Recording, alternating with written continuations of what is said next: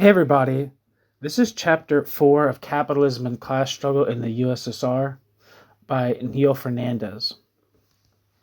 Chapter 4 is titled The Class Struggle, A Critique of Sovietological Theories.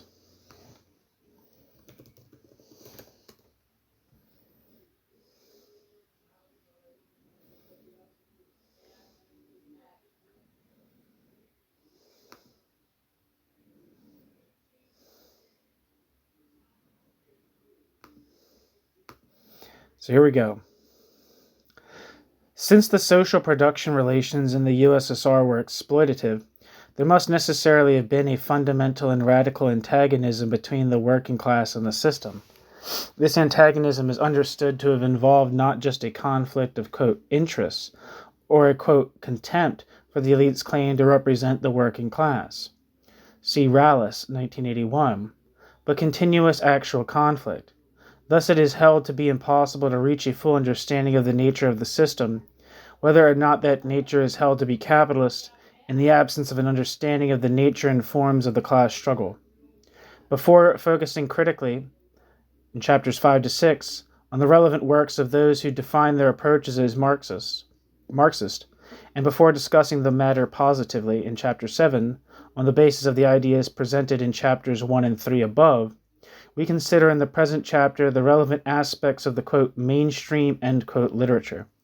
In other words, we deal with the considerations of class struggle in the USSR offered by a selection of commentators adopting, quote, Sovietological approaches. Footnote. For more general discussions of the history of Sovietology, see Lecour, 1967, and Tickton, 1994.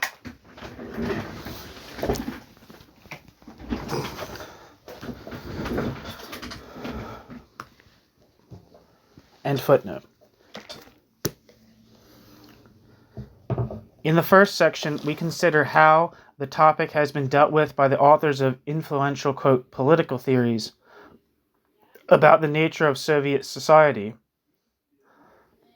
parenthesis, in Kellis and Bauer, Friedrich and Brzezinski, Skilling and Griffiths, Howe and S. Cohen, end parenthesis, as well as by a number of those who have published influential works on the economy, parenthesis, the Birmingham School, Nova, and Kornai.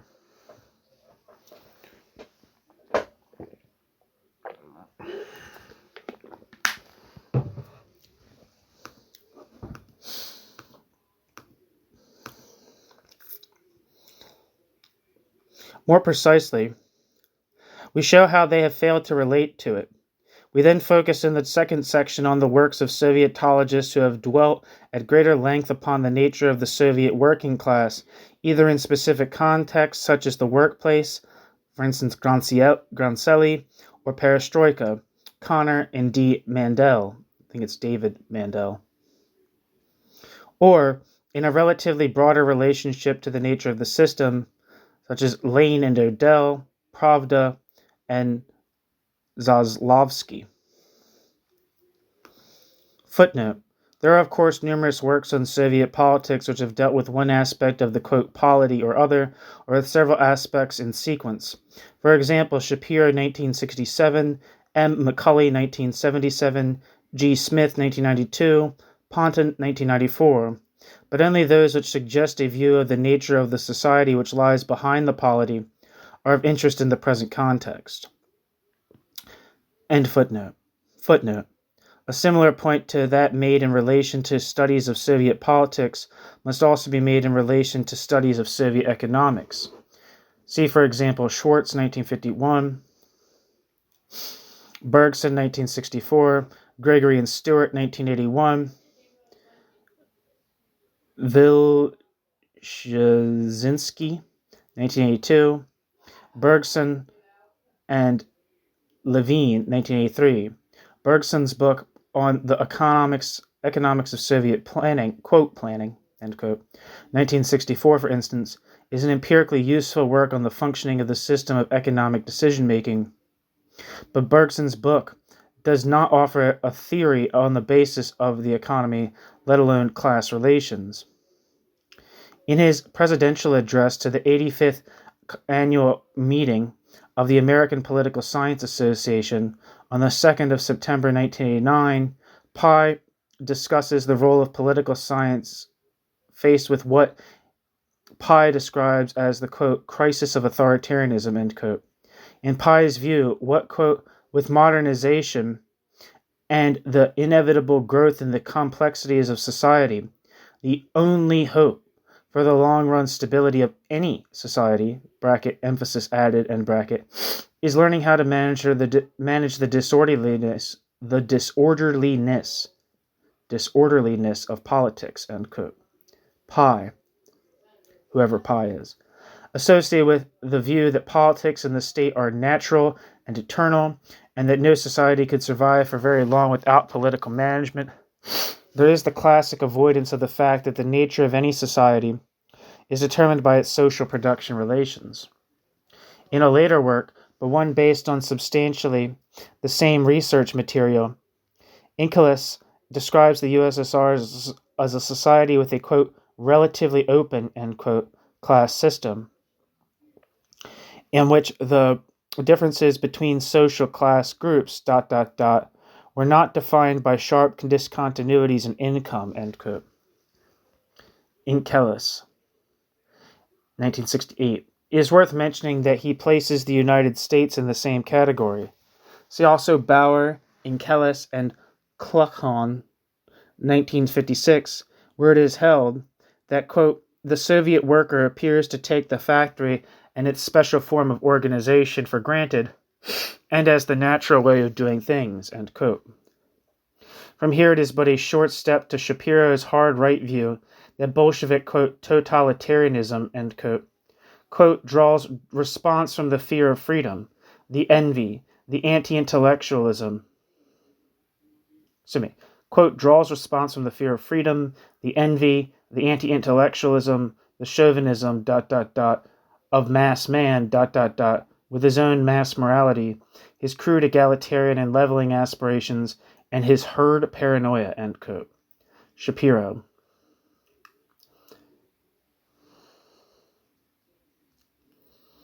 Fuck.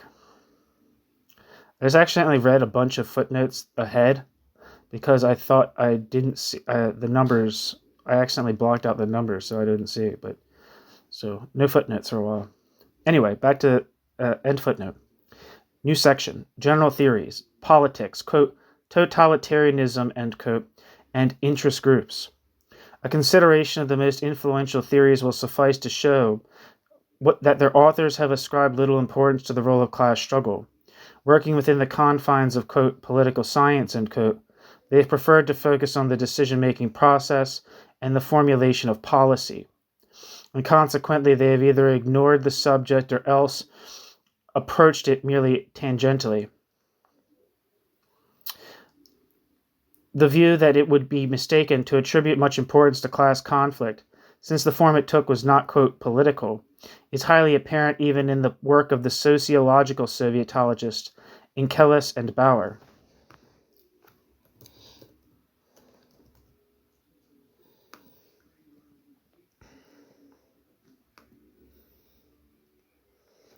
Wikipedia says Alex Inkelis lived from 1920 to 2010 and was an American sociologist and social psychologist. Alex Inkelis' main areas of research were national character and the culture and society of the Soviet Union. Alex Inkelis' career was mostly spent at Harvard University and Stanford University, in addition to being the founding editor of the Annual Review of Sociology.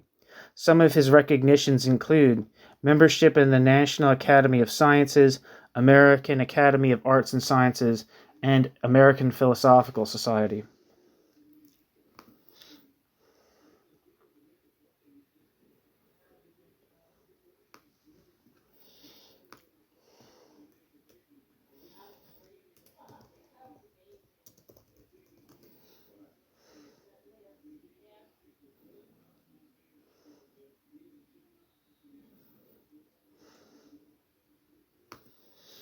Where am I?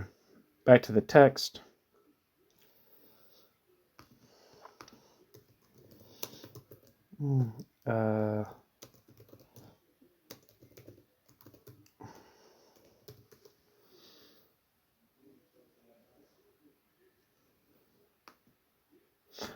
I don't really see any description for this book, but I'm looking up the Soviet Citizen Daily Life in a Totalitarian Society by Alex Inkelis and Raymond Augustine Bauer.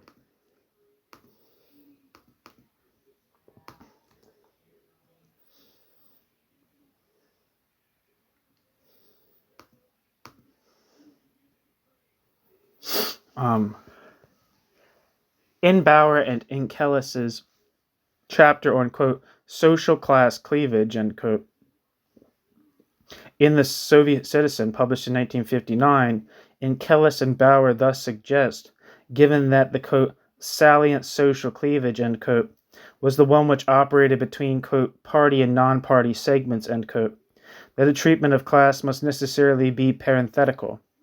Indeed, after recognizing that, quote, workers and peasants, bracket, i.e., kolkhozniks, end bracket, quite often, bracket, saw, end bracket, themselves as sharing common interests in opposition to the non-manual classes, end quote, and after showing how substantial numbers of emigre intelligenti and workers consider the others class to be, quote, harmful, end quote, to their own, they remark that the responses to their investigators' questions may have given a false impression, since the, quote, very wording might have aroused or excessively stimulated class consciousness.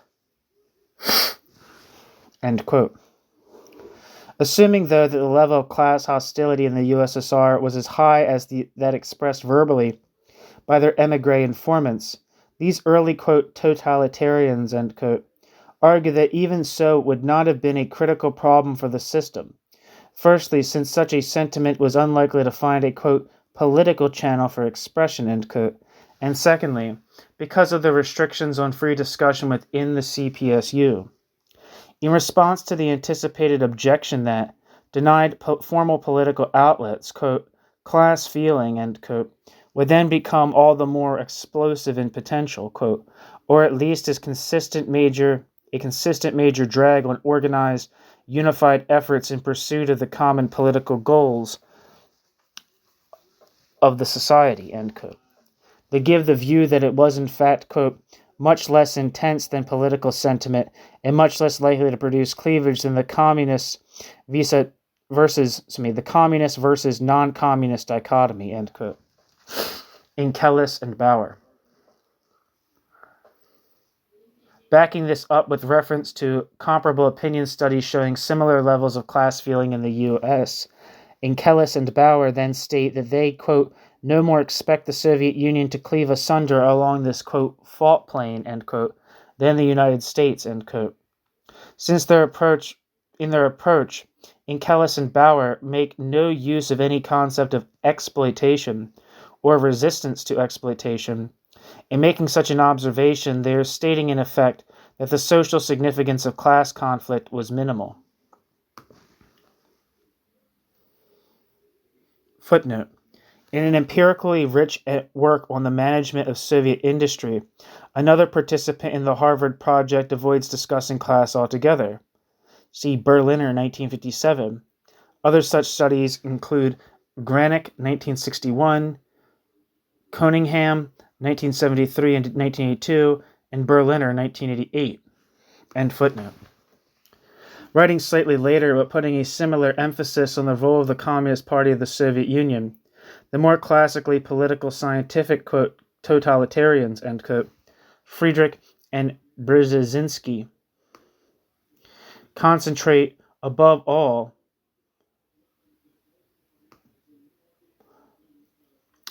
on the absence of political rights.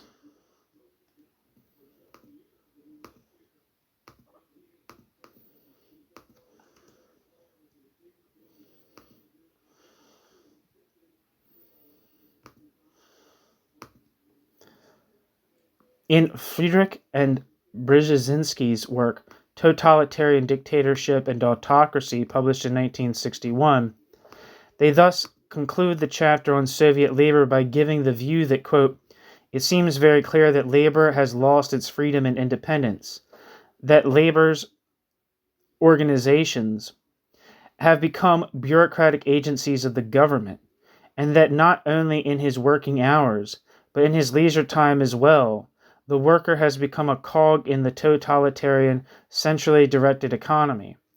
To complete the paradox of his worker's paradise, any worker who fails to live up to the standards set by the regime is in danger of being made a slave in one of the many labor camps of the regime. End quote. Friedrich and Brzezinski.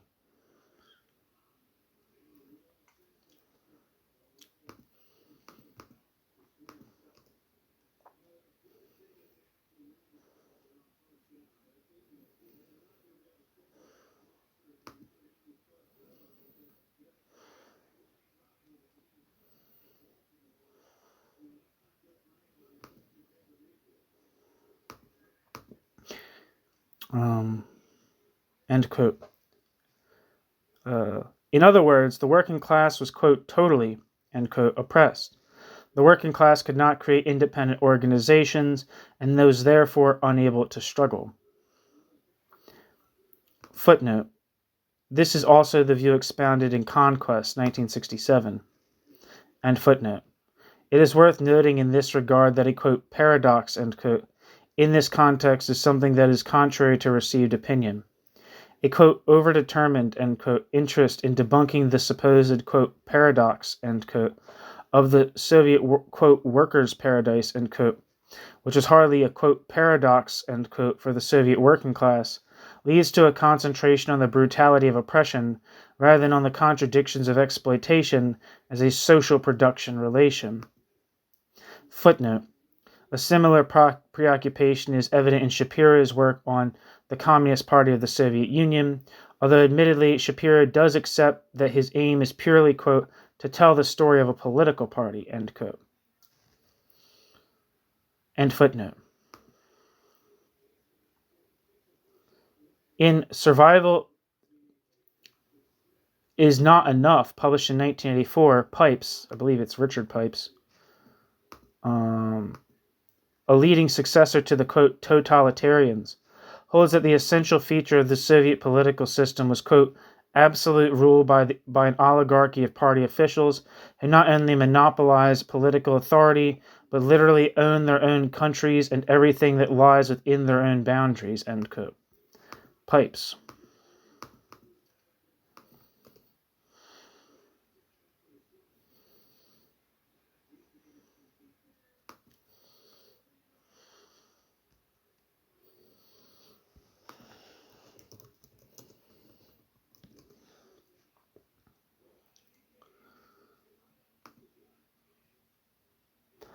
According to Wikipedia, Richard Edgar Pipes lived from 1923 to 2018 and was an American historian who specialized in Russian and Soviet history.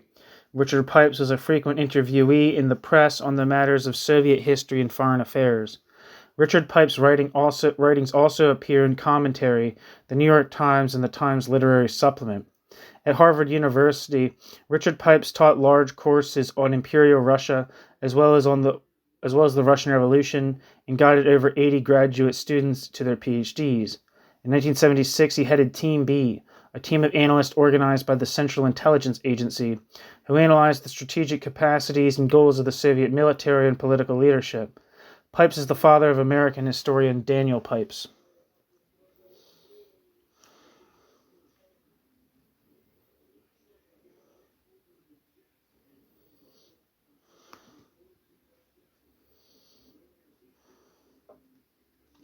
Back to the text. Since there is in fact nothing in his book about the Soviet workers apart from his view that they have poor living standards, it can be taken as read that Pipes agrees with the original, quote, totalitarians, that the class struggle was non-existent or at least irrelevant to an understanding of the nature of the system.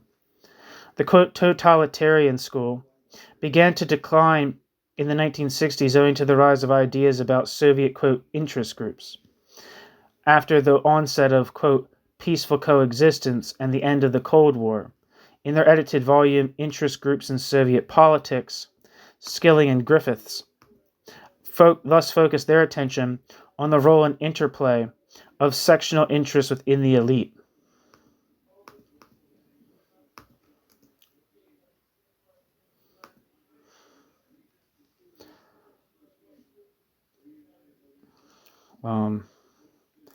Interest Groups in Soviet Politics was edited by Harold Gordon Skilling and Franklin Griffiths. It was originally published in 1971. It is now generally agreed that since Stalin's death, there has been a definite broadening of group participation in policy formation and implementation. The contributors to this volume analyzed 7 elite political interest groups at the upper and middle levels of the Soviet social structure.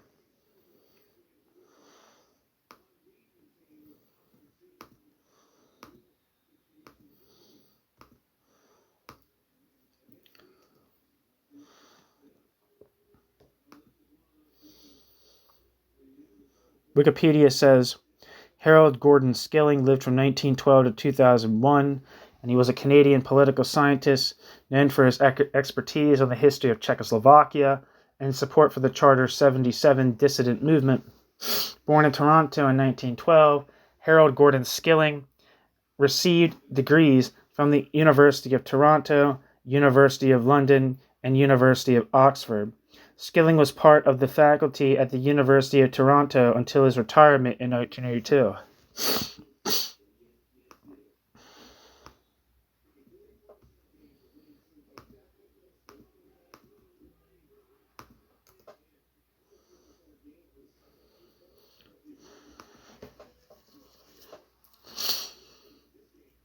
Wikipedia says not Wikipedia, the political science department at the University of Toronto says Franklin Griffiths' research interests are international politics, particularly international security affairs, politics and foreign policy of Russia and the USSR, Arctic international relations. Publications include Interest Groups in Soviet Politics, edited with Gordon Skilling, The Dangers of Nuclear War, edited with John C. Polanyi in 1979, Arctic Alternatives, Civility or Militarism in the Circumpolar North, edited in 1992, and Strong and Free, Canada and the New Sovereignty, published in 1996. Back to the text. But Skilling and Griffiths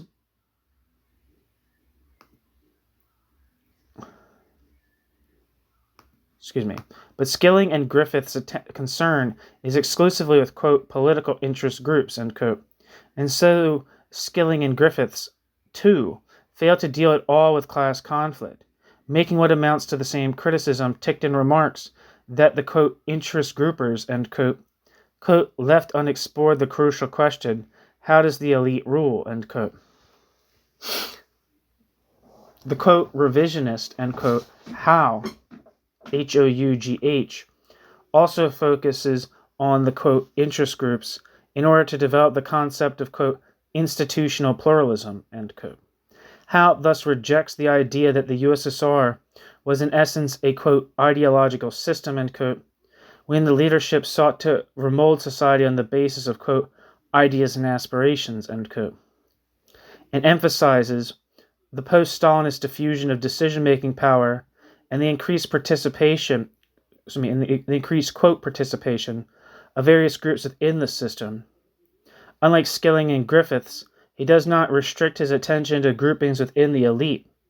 When he turns away from institutional matters, however, Howe simply describes the increasing willingness of the leadership to, quote, listen to policy advice from, quote, society, end quote, rather than conceiving of working class struggle as a real force. Although later he draws up a list of problems faced by policymakers vis-a-vis the workers, Howe never reaches the point of theorizing an overall relationship between the working class and the system. Instead, Howe prefers to give management-labor conflicts equal weight with problems arising between economic branches, on the grounds that for individual bodies and committees, they are just as important. Give me 1 second, please.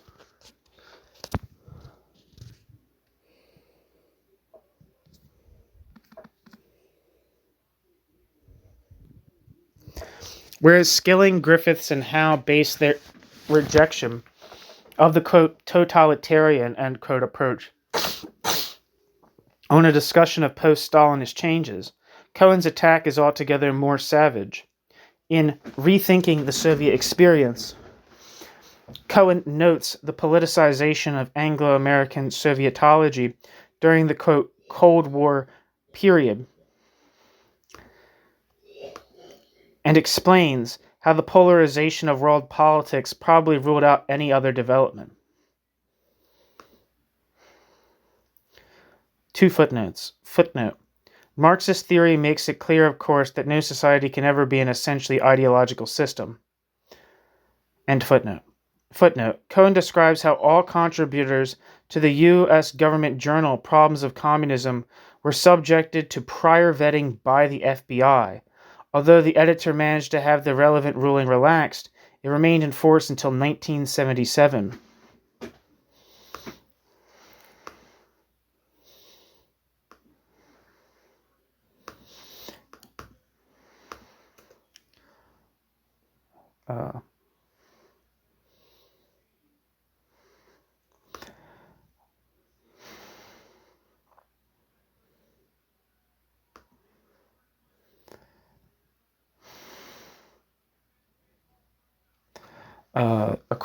The description for Rethinking the Soviet Experience, Politics and History since 1917, says, in this wide-ranging and provocative book, Stephen F. Cohen, who, by the way, has a video on this channel about the theoretical underpinnings of Bolshevism in the works of Bukharin, who Bukharin wrote Stephen F. Cohen, I believe, is like one of the big biographers of Bukharin. Stephen F. Cohen cuts through Cold War stereotypes of the Soviet Union to arrive at fresh interpretations of that country's traumatic history and its present-day political realities. Cohen's lucidity-written, revisionist analysis opens an array of major historical questions. As Cohen probes Soviet history, society, and politics, Cohen demonstrates how this country has remained stable during its long journey from revolution to conservatism. In the process, he suggests more enlightened approaches to American-Soviet relations. Based on the author's many years of study and research, including numerous visits to the USSR, this book is essential reading for anyone interested in the state of world affairs today.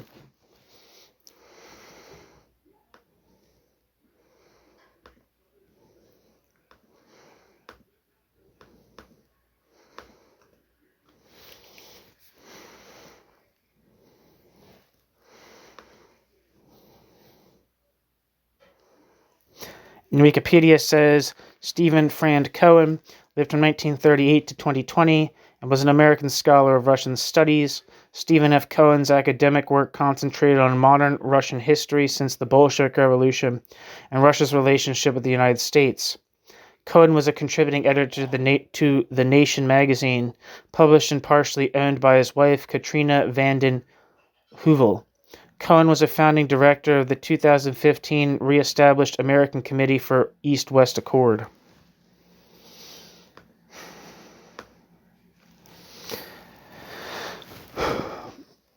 Back to the text.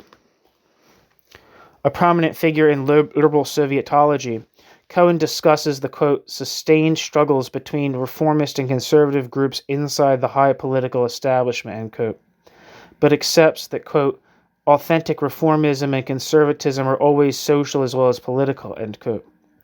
Developing the point, Cohen criticizes the, quote, untenable and persistent notion that the Soviet party-state officialdom is somehow remote and insulated from society and its outlooks, end quote. Stephen F. Cohen.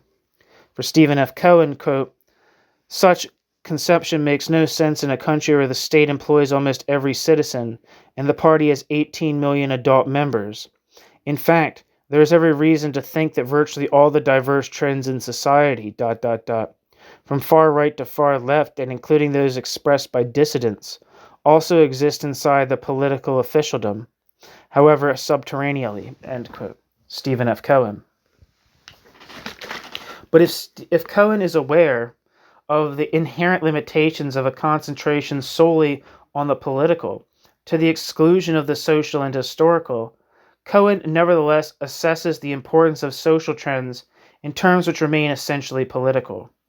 reformism, conservatism, left, right. Summarizing Cohen's thesis, Cohen states that, quote, the main obstacle to further reform is not one or another generation, institution, elite, group, or leader, but the profound conservatism that seems to dominate almost all of them, from the family to the Politburo, from local authorities to the state Nachalstvo. But put simply, the Soviet Union has become both, quote, downstairs, end quote, in society and upstairs in the political system, one of the most conservative countries in the world. Indeed, public opinion polls in recent years suggest that ordinary Soviet citizens, or at least the Slavic majority, are even more conservative than some segments of the ruling elite, end quote. Stephen F. Cohen.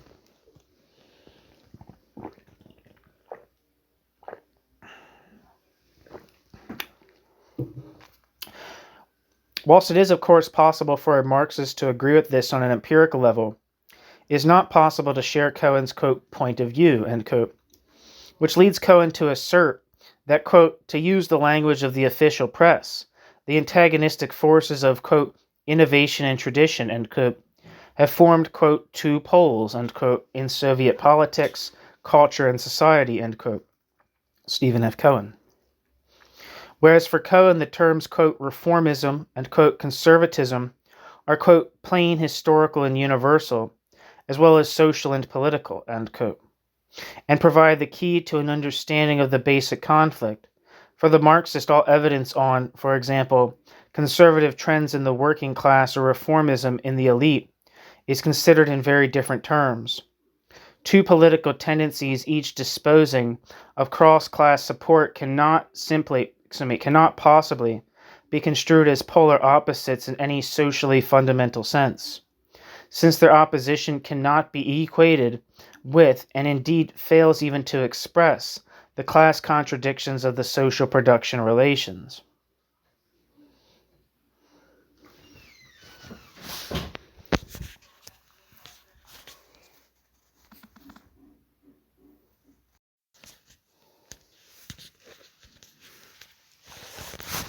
New section: Economics, Technical Development, Indicators, and Shortage. Numerous Sovietological works have been published on Soviet economics, economic development, industry, and so on, but an equally brief consideration of some of the best known will be sufficient to demonstrate that minimal theoretical attention has been paid even to the role and form of the relationship between the working class and the political economic system, let alone to the nature of this relationship as a matter of class struggle.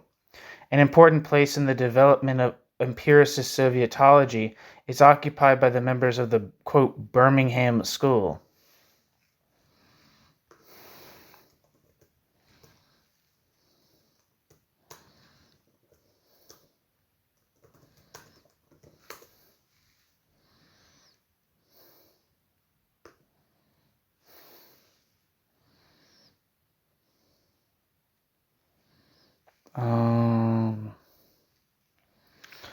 That seems to be oriented around R.W. Davies and perhaps E.H. Carr.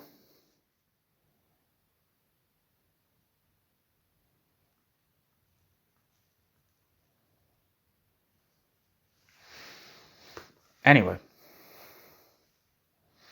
in particular, these researchers have looked in detail at the technical level of various sectors of Soviet industry and at the pace and quality of industrial research, development, and innovation. See Amon, Cooper, and Davies, 1977, Amon and Cooper, 1982, Amon and Cooper, 1986. The main finding is that there was a lag behind the West which was not being reduced. On the whole, this work is extremely empirical, but if there is a theoretical element within it of political economic significance, then it is perhaps most evident in Davies' early conclusion that, quote, important changes clearly need to be made in a planning system of the Soviet type, if it is to be flexible enough to allow for large-scale innovations and economic experiment at factory level, and if consumer demand is to find adequate expression in production planning. This does not, I believe, mean that a direct planning system is inappropriate for an advanced economy, but it does mean that the equation of direct planning with, quote, extreme centralization, end quote, is a vulgarization of the concept, end quote. R.W. Davies. I'll just read the little brief Wikipedia introduction to R.W. Davies. Robert William Davies lived from 1925 to 2021. Damn. Better known as R.W. Davies or Bob Davies, was a British historian, writer, and professor of Soviet economic studies at the University of Birmingham. Obtaining his Ph.D. in 1954, Davies was promoted to full professor and made chair of the Center for Russian and East European Studies, CREES, at the University of Birmingham in 1965. R.W. Davies retired from active teaching in 1989. A collaborator and co-author with historian E.H. Carr on 2 volumes of his 14-volume History of Soviet Russia, R.W. Davies is best known for having carried Carr's work forward into the 1930s and 7 additional volumes of economic history under the general title, The Industrialization of Soviet Russia. Back to the text. Quote, direct planning, end quote, is then defined as a system of planning in which growth is regulated by conscious aims, quote, embodied, end quote, by a central authority and formulated on a basis of, quote, realistic knowledge, end quote. In short, the implication is that growth was necessary, but conceptual vulgarization to some extent impeded growth. Similarly, the implication of the latter work is that technological development was also necessary, but was taking place only slowly and in a limited fashion. In regard to explanation, Ammann states that, quote, we do not yet know why Soviet technology is on the whole backward, end quote. Whereas Cooper briefly mentions the difficulty of introducing modern Western management techniques in the face of, quote, overriding departmental interest and incessant pressure for output, end quote. And also the burdensome, cultural, end requirement that concepts developed abroad must first be, quote, Sovietized, end quote.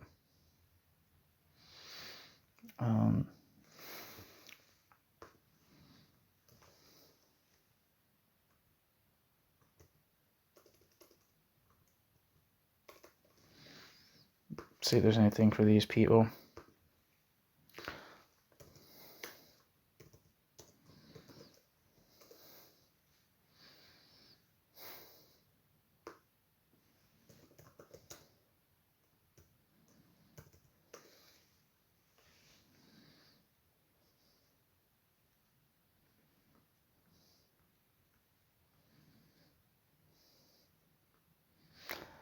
It just looks like Ronald Ammann was just, there's no like special, doesn't seem to be any special biographies from anywhere.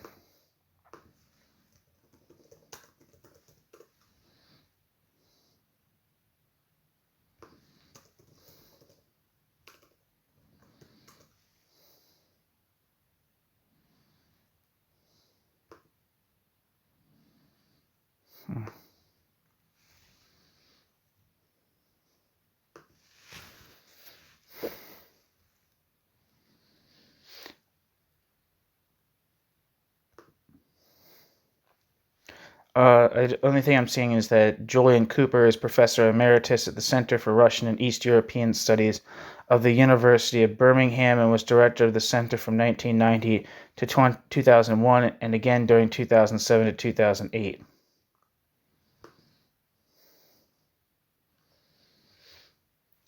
Julian Cooper's research is concerned with the development of the Russian economy, with particular emphasis on Russia's external economic relations, prospects for diversification away from resource-led growth, and the economics of defense and security. Cooper has participated in projects and consultancy for the UK government, OECD, European Commission, NATO, ILO, SIPRI, and other international organizations.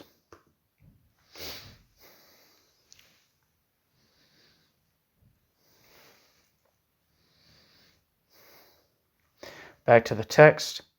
If such essentially marginal comments at least show a recognition that a question exists as to why technological development was problematic, there is no recognition at all of the existence of more fundamental questions as to why growth and technological development were necessary in the first place.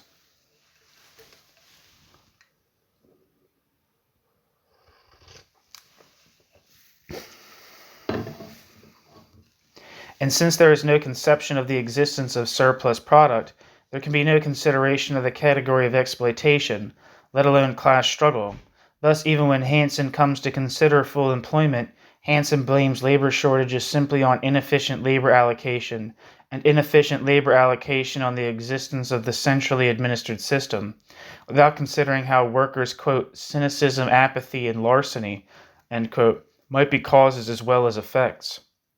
Other well-known Sovietological works on the economy have been produced by Nova, I think that's Alec Nova, as well as writing on a more historical level than the Birmingham School. Nova has also written more theoretically, being the first person to introduce into Sovietology the concept of the, quote, success indicator.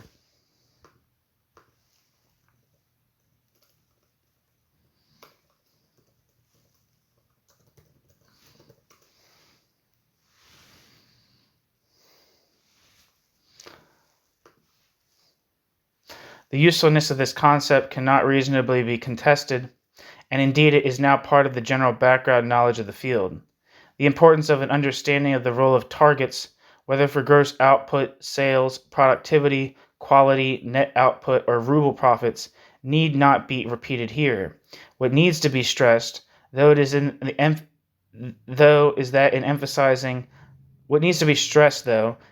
in emphasizing the category of the success indicator, Pokazatel, Nova is undoubtedly making a contribution to political economy.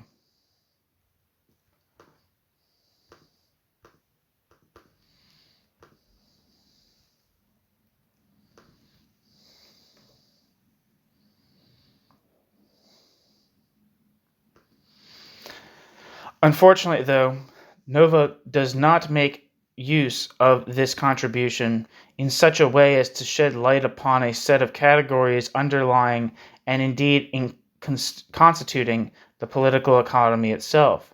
Instead, what Nova does is to ask questions about the, quote, necessity or otherwise of Stalinism in the context of an assumed necessity of economic growth or, quote, development. Towards the end of his article, Was Stalin Really Necessary? Nova writes that, quote, the serious problem for us is to see how far certain elements of Stalinism, in the sense of purposefully applied social coercion, imposed by a party in the name of an ideology, are likely or liable to accompany rapid economic development even in non-communist countries, end quote. Nova. And further, quote, unless we realize how complex are the problems which development brings, how irrelevant are many of our ideas to the practical possibilities open to statesmen in these countries, we may unconsciously drive them towards the road which led to Stalin.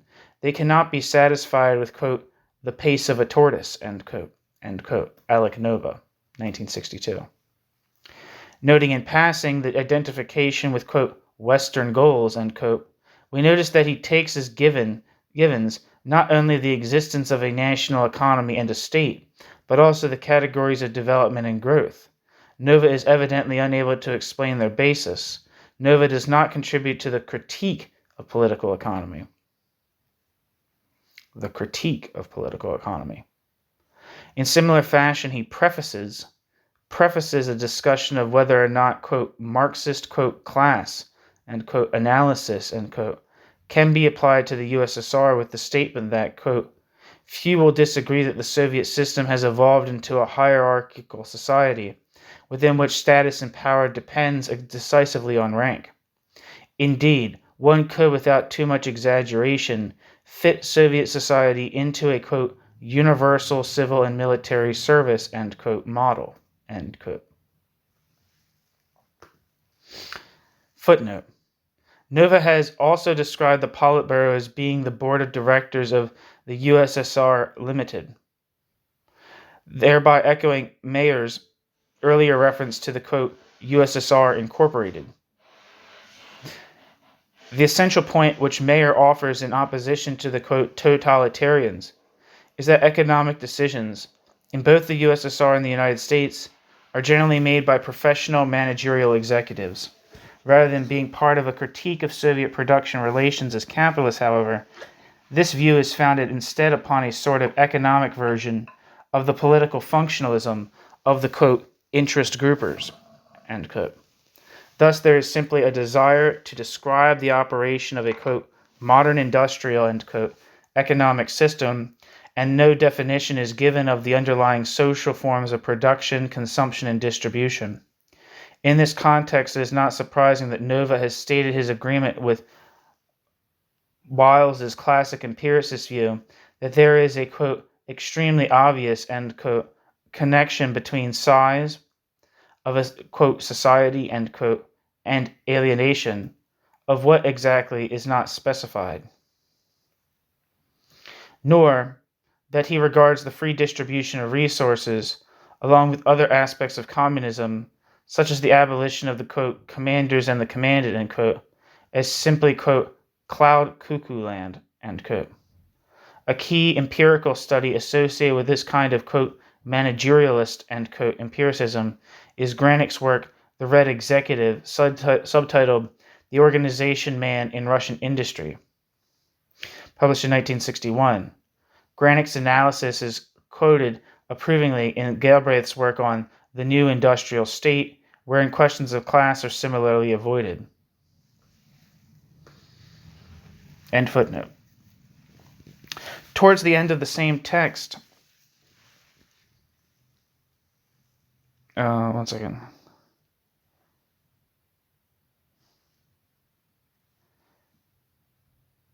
Towards the end of the same text, Nova states without qualification that Soviet society was indeed, quote, based on a civil and military service, end quote. Original emphasis.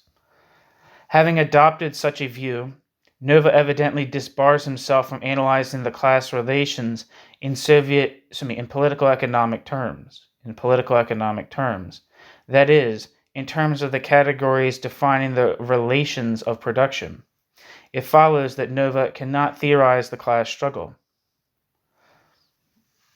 To some extent, though, such assumptions have been disregarded by the French, quote, Novian theorist Roland, who has endeavored to place the, quote, success indicator, end quote, at the center of a much more profound political economic analysis.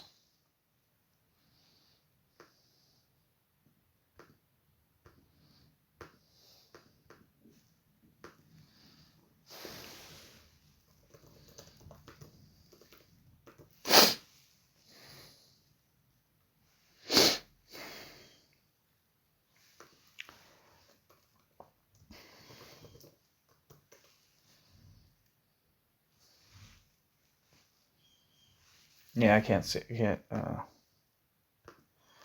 not find anything for Roland. Although not a Marxist, in that Roland sees, quote, remuneration, end quote, and economy as anthropological, quote, invariance, and denies the possible existence of the category of abundance. Roland is clearly influenced by Marx as well as by Nova, when Roland theorizes the existence of an important contradiction in the USSR between the category of use value and the category of, quote, indicator value, end quote. At the same time, however, Roland makes it clear that he is not arguing anything other than that, quote, the simple contradiction between use value and indicator value expresses in germinal form a large proportion of the inherent contradictions of the Soviet mode of production, end quote. Roland. And Roland goes on to say, what this means is simply that the contradictions of the mode of production appear, quote, most starkly, end quote, when the analysis begins with the contradiction between use value and indicator value. We have criticized the concept of indicator value in Chapter 3 above, but now the point to be made is that the concept of indicator value is part of a concept with which Roland describes the contradictory form of the product. The concept of indicator value does not necessarily imply a concept of wage labor. Indeed, it is not Roland's view that the USSR was capitalist. And in Roland's chapter on labor and the workers, Roland simply states that the workers are subordinated and alienated, and does not discuss the form of the surplus product. Instead, Roland simply explains that the shortage economy corresponding to the inherent inefficiency of calculation by indicator value necessarily leads to an endemic shortage of labor at enterprise level. In response to this state of affairs, a great premium is placed upon workers' marginal productivity, defined as their cooperation in ensuring nominal plan fulfillment as opposed to underfulfillment. The quote McCalber effect. Marginal production is thus, generally speaking, highly quote labor power elastic, end quote. Consequently, there is a tendency towards wage leveling, as the low-paid are motivated by their less agreeable work to take more advantage of their own utility at the margin. Meanwhile, the quote extra economic means, end quote, of compulsion employed in the 1940s and early 1950s were bound to be of no long-term usefulness, since their efficacy depended above all on, quote, surprise.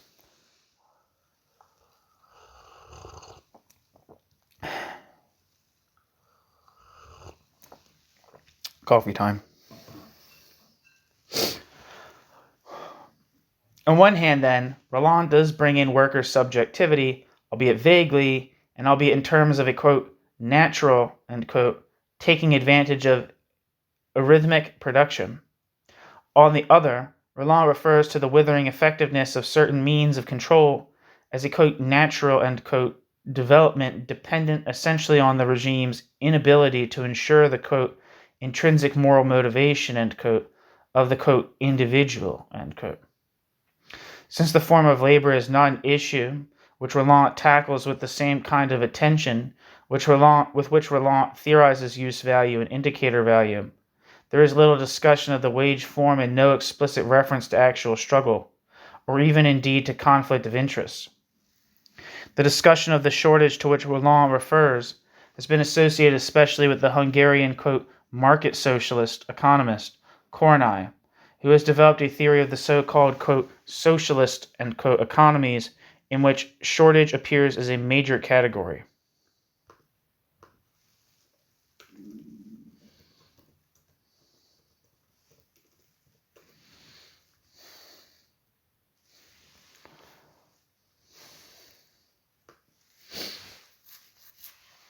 Wikipedia says János Kornai lived from 1928 to 2021. János Kornai was a Hungarian economist noted for his analysis and criticism of the command economies of Eastern European communist states. János Kornai also covered macroeconomic aspects in countries undergoing post-Soviet transition. János Kornai was emeritus professor at both Harvard University and Corvinus University of Budapest. Kornai was known to have coined the term shortage economy to reflect perpetual shortages of goods in the centrally planned command economies of the Eastern Bloc. And Wikipedia says, shortage economy is a term coined by Hungarian economist János Kornai, who used this term, shortage economy, to criticize the old centrally planned economies of the communist states of the Eastern Bloc. In János Kornai's monograph, Economics of Shortage, published in 1980, János Kornai argued that the chronic shortages seen throughout Central and Eastern Europe in the late 1970s, and which continued during the 1980s, were not the consequences of planners' errors, but rather systemic flaws. A shortage of a certain item does not necessarily mean that the item is not being produced. Rather, it means that the amount of the good demanded exceeds the amount supplied at a given price. See supply and demand. This may be caused by a government-enforced low price, which encourages consumers to demand a higher amount than is supplied. However, Kornai concentrated on the role of reduced supply and argued that this was the underlying cause of East European shortages during the 1980s.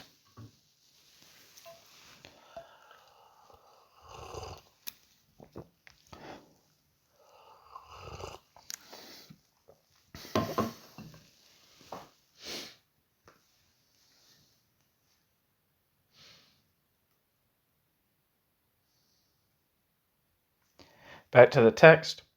The main features of this theory are the description of firm-level decision-making constrained by resource availability and, quote, vertical bureaucratic bargaining, end quote, rather than by demand, in an environment where budget constraints are, quote, soft rather than, quote, hard.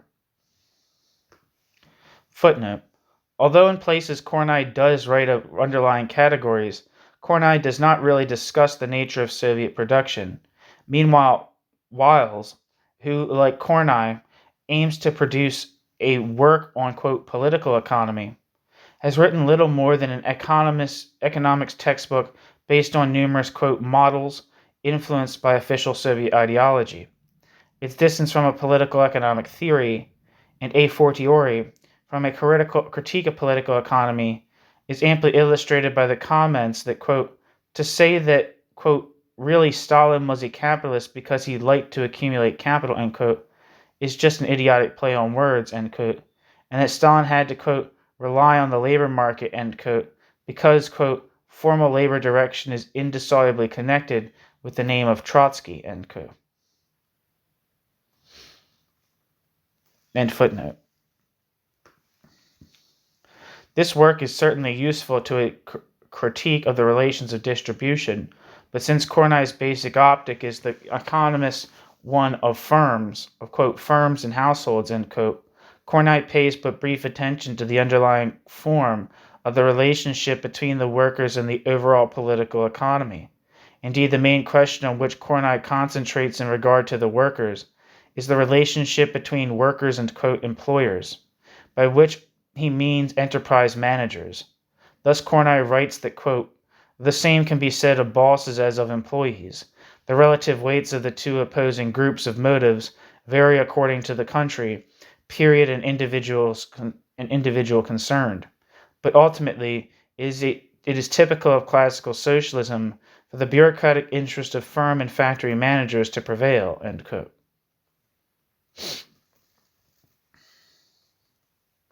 Kornai. In relation to the allocation of labor and setting of wages, Kornai considers two sets of factors. First, there are the bureaucratic factors, among which he counts the power of production managers to dictate tasks, the compulsory assignation to particular enterprises, the official, quote, political propaganda activity in the workplace, end quote, and the connections which, quote, leaders of firms, end quote, enjoy with the local police. In summary, Kornai states that, quote, a firm becomes a cell of totalitarian power, not merely a scene of work, end quote. Kornai. Secondly, in the specific context of wage setting, Kornai mentions that there is considerable, quote, bargaining between employed workers and employed workers' immediate superiors, end quote, which puts the worker in a position which is all the stronger according to the urgency of the assignment and the indispensability of the employee. Workers may, quote, convert their dissatisfaction, end quote, verbally or by, quote, withholding performance, end quote, or they may leave a worse place of work for a better one. But Kornai does not state whether or not this has any political economic effect other than the determination of wages at a higher level than would otherwise be the case. And even in this context, Kornai asserts that wage setting remains, quote, by and large, end quote, in the hands of bureaucracy. He thus omits to explain how the worker's position can be at all strong in the context of the firm's, quote, totalitarianism, end quote. Kornai is aware of wage drift as an empirical reality, but Kornai does not give the adequate meaning to this view that, quote, how the average wage finally develops depends on the prevailing power relations, end quote. Kornai. Kornai's conclusion is that the official ideology that labor, presumably he means labor power, is not a commodity under, quote, socialism, end quote, is invalid, at least in such a, quote, strongly worded form, end quote. Market coordination does have a certain influence on labor allocation and wage setting. On the other hand, the official assertion is true, quote, insofar as the market influence is secondary, end quote, in relation to the influence of bureaucratic coordination. The analysis can thus be seen to be very far removed from a consideration of underlying political economic categories, such as the form of labor. Indeed, the view of workers' struggle essentially reduces to the idea that to the extent that labor is sold, workers have some bargaining power, but to the extent that it is not, they are subject to a form of oppression which is, quote, graver, end quote, than market dependence. Footnote. Kornai's confusion as to whether or not labor power is sold is also evident in Kornai's statement that, quote, wage costs are unrealistically low by comparison with what the labor is actually costing society, end quote. Kornai, end footnote.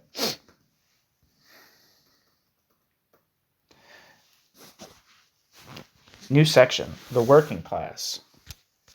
New section within that section, descriptive studies, and a new section, thematic studies, a summary.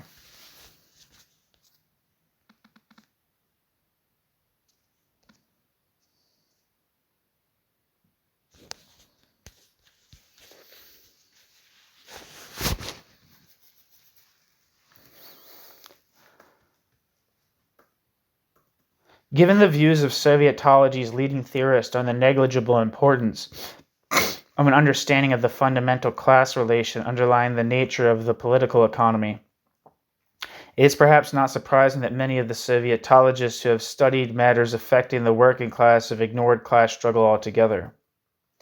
This is not only true of works by those such as Berliner 1957, Conquest 1967, and Shapiro and Godson 1981, who, by reason of their, quote, totalitarian, end quote, influence, are predisposed to conceive of the, quote, conflict, end quote, between the system and the working class as primarily one way, is also true of other studies.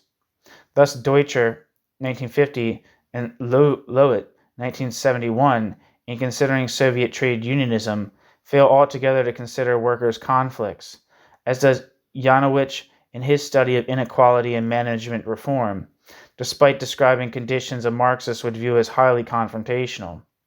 Others have focused simply on various aspects of the, quote, function, end quote, of the official unions in mediation and policy formation. See Kahan and Rubel, 1974. A number of authors have considered inequality without analyzing either class conflict or even class itself. Footnote. The sociologist Parkin, meanwhile, assumes from the outset in a well-known comparative work that class itself is precisely a matter of, quote, stratification and, quote, inequality. Endeavoring to define the specificity of the Soviet context, he writes that the political values underlying the command system are part of a broader social philosophy in which the commitment to egalitarianism occupies an important place, end quote. Parkin. And that, quote, consequently, the powers available to leaders within this system have generally been used to combat tendencies towards inequality, not to encourage them, end quote. Parkin. These remarkable statements are predicated upon a lack of recognition of the reality of class in terms of production relations, indeed simply of reality. In a work devoted specifically to the USSR, meanwhile, the sociologist Littlejohn, it's a fucking wild last name, begins by adopting a, quote, multifactorial, end quote, approach to class, and concludes that whilst class relations might, quote, possibly, end quote, exist in the, quote, informal sector, end quote, such relations operate far more importantly, quote, between state agencies and the kolkhozy, end quote. In this context, his main disagreement with the official Soviet ideology is the rejection of the view that there are two distinct social groups in the, quote, state sector, the, quote, class of workers and the, quote, stratum of intelligenti. Applying sociological methodology, Littlejohn thus asserts that income statistics clearly show that, quote, no category of agents seems to be capable of establishing privileged access to the means of production, end quote. Curiously, the well-known fact that this access was generally dependent on factors other than ruble income passes completely unrecognized.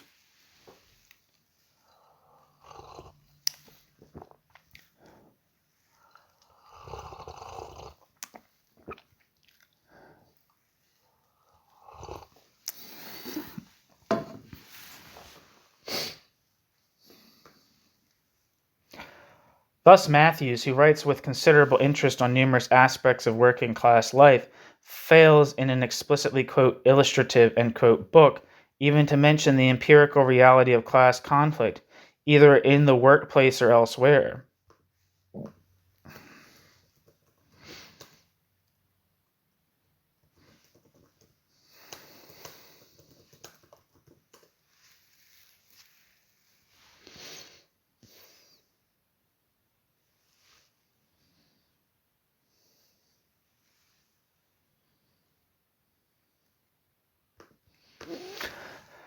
Not seeing anything obvious about Matthews. And when Matthews considers the link between poverty and crime, Matthews understands the former purely quantitatively, thereby ignoring questions of class altogether, to say nothing of the relationship between class and law. Connor adopts a similar approach when writing about deviance and inequality, considering class-based cultural, quote, bias, end quote, only in passing. So does A. Macaulay, who writes about poverty, quote, poverty, living standards, and inequality, end quote, but not about class.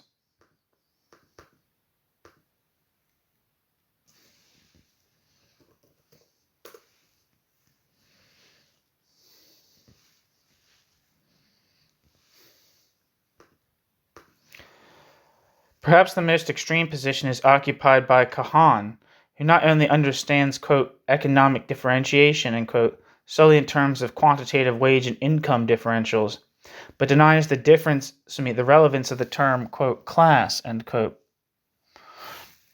altogether. Footnote. Kahan sees the term, quote, class, end quote, along with, quote, stratum, end quote, is generally inapplicable to hierarchical societies, except, quote, perhaps, end quote, to 19th century Europe.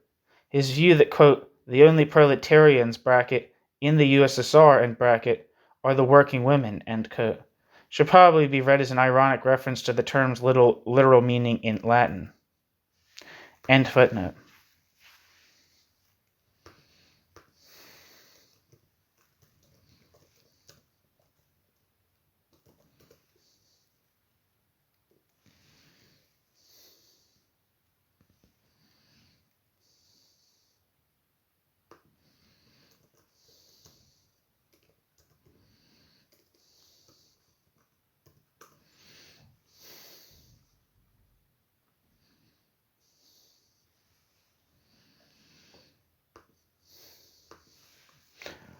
Anyway, end footnote. Since without a concept of class, it is hard to reach an understanding of how one society can have replaced another, for such theorists the need to refer in the Soviet context to a, quote, society, end quote, would seem equally encumbering.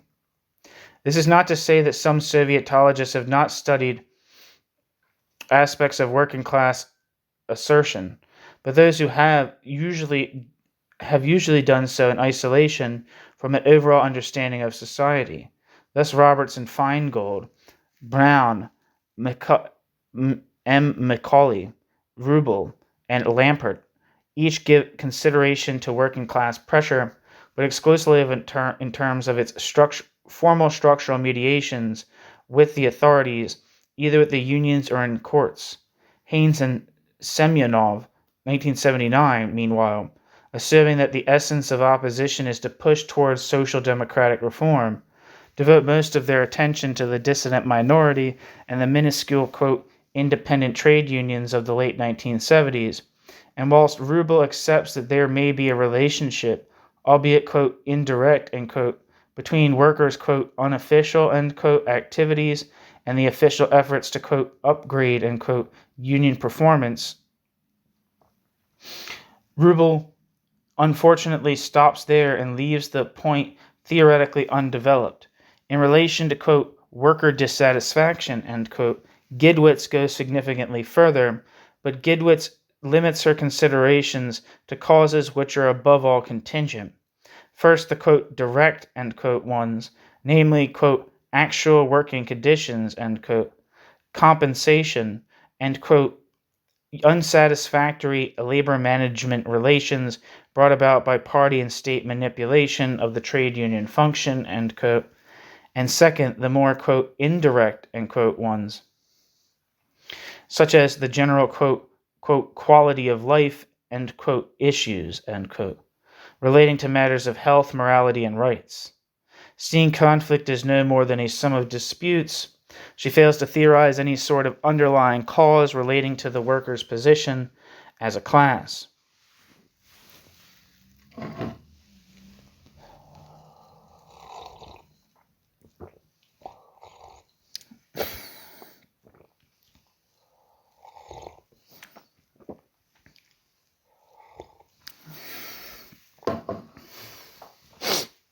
Recent analyses of labor relations under perestroika, whilst informative, have similarly tended to omit a more general theorization of the nature of class and exploitation.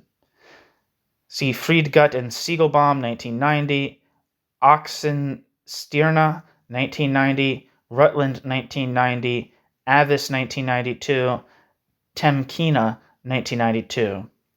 Typically, Avis gives much empirical information on the institutional development of the labor movement between 1989 and 1991, but cannot be said to employ any approach of a theoretical kind. For Avis, the conditions which the new, quote, new, end quote, labor movement, quote, grew out of and reflected, end quote, were nothing more than the disillusionment with socialist ideology, the difficulty under, quote, authoritarian communism, end quote, of forming independent organizations, and the, quote, unimportance of nationalism, end quote. By listing these three prerogatives, he is clearly separating himself by a very great distance from the standpoint of materialism. Even David Mandel, who, from an explicitly left-wing point of view, has gone considerably further in emphasizing worker subjectivity, fails to achieve theoretical depth. Thus, after running through some of the well-known characteristics of the relationship between workers and management, wage leveling, labor shortage, and a relatively substantial social wage, as against poor conditions and frequent violations of labor law, he fails to put the elements together with any materially based theoretical coherence. Instead, underlying his work there is the idea that worker-management relations were ultimately determined by something abstract called the, quote, system. Workers enjoyed job security simply because there was a, quote, command economy, and meanwhile they derived a certain bargaining power from a labor shortage created and maintained by the, quote, command system. The inverted commas are Mandel's. Predictably, Mandel is led to underestimate the power that workers exercise in opposition to this system. Not explicitly, because nowhere does Mandel ask how substantial this power actually was, but implicitly, because by assuming the system as a sort of given, at least in the pre-Gorbachev period, he drastically overestimates its health. In stating that in return for their advantages, workers, quote, helped management meet plan objectives, end quote. Mandel misses the fundamental point demonstrated by Tickton and others. For example, Wilhelm 1979 and 1985 and Rutland 1985, namely, the Soviet economy was never successfully planned at all. If the economy had been planned, of course, the question as to why it entered crisis would become even thornier. But progress might nonetheless be made if, quote, planning, end quote, theorists were to tackle this problem, especially in its aspects relating to labor relations. Mandel, however, fails to oblige. Quote, some workers, ... only half ironically refer to the last half of the Brezhnev era as their, quote, golden age, end quote, because it was relatively easy then to reach a working agreement with management.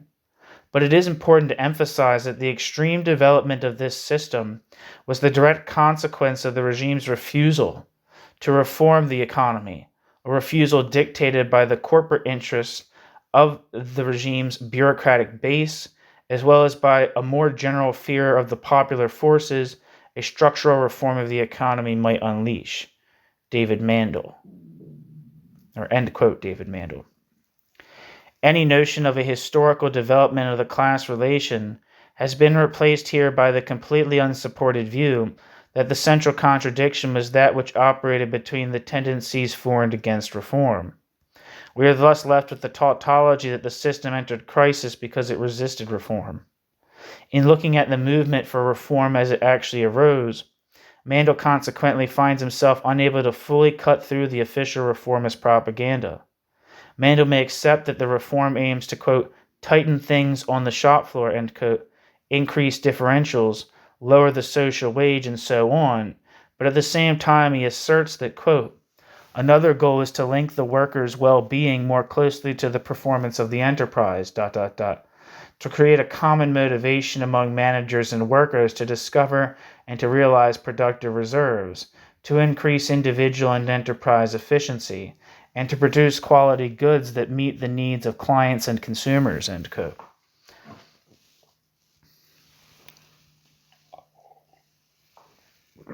David Mandel. Still standing on ground marked out the previous year, 1988, Mandel goes so far as to approve of Gorbachev's avowal of support for this goal, 1989, when others might take it for a little more than, quote, participationist, end quote, managerial rhetoric. And whilst Mandel eventually decides that the government has gradually abandoned, quote, producers' self-management, originally a central part of its reform, end quote, Mandel seems constantly anxious to relate the contradictions of labor market reform and labor conflict to the extent to which the authorities fail to live up to their word. One can summarize his analysis by observing how it focuses above all upon the potential for realization of union-level economic and political forms which are truly democratic. In this view, the, quote, essence, end quote, of the underlying anti-bureaucratic tendency of workers' self-assertion, were such a tendency to ripen, would manifest itself as follows. On one hand, initiative would flow, quote, upwards from an independent movement of workers.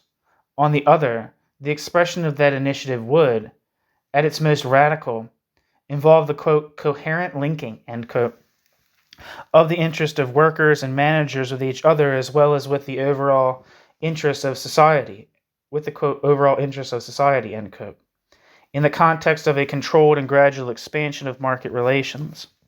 The difference between this aim and that of a capitalistic, quote, monopolism based upon workers' self-management, end quote, would rest primarily on the placing of, quote, accent, end quote, upon, quote, the collective power of the workers, end quote, rather than on the market mechanism which that power would supposedly make use of. Applied to specific struggles, Mandel's theory has no real explanatory value, and indeed appears as little more than a statement of political ideology. New section, 2 diachronic descriptive studies. Of the, quote, empiricist, end quote, work, perhaps the most, quote, historical, end quote, extreme, is occupied by Grancelli and Connor, whose works appear much more useful even in the absence of an overall view of society. Thus, even if Grancelli has collected most of his material prior to perestroika, Grancelli is fully aware that the conditions from which labor relations emerge are always none other than the material and contradictory labor relations of the previous era. Tracing such phenomena as absenteeism, turnover, theft, and poor productivity all the way through from Tsarism to the dawn of the Gorbachev period, he looks at how they continue to manifest under a variety of management strategies. Grancelli consequently insists on studying trade unionism in terms of the actual labor relations, rather than, as is more usual, the other way around. But whilst his analysis undoubtedly provides a rich, quote, background for the study of perestroika, its utility remains empirical rather than theoretical. Grancelli's empiricism might be described as, quote, diachronic rather than, quote, synchronic, showing a little interest in questions of class. Grancelli fails to study the degree to which the imperatives of systemic development are obstructed by workers' action, having no theory of the class and aims of social production as a whole. Grancelli fails to identify the necessity of this obstruction as a fact which translates to the imminent possibility of crisis.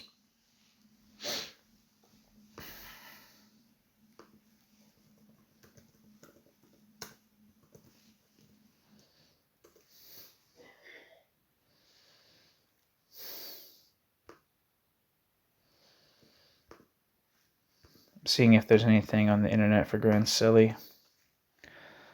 It would appear that Bruno, who's being referred to, is Bruno Grancelli.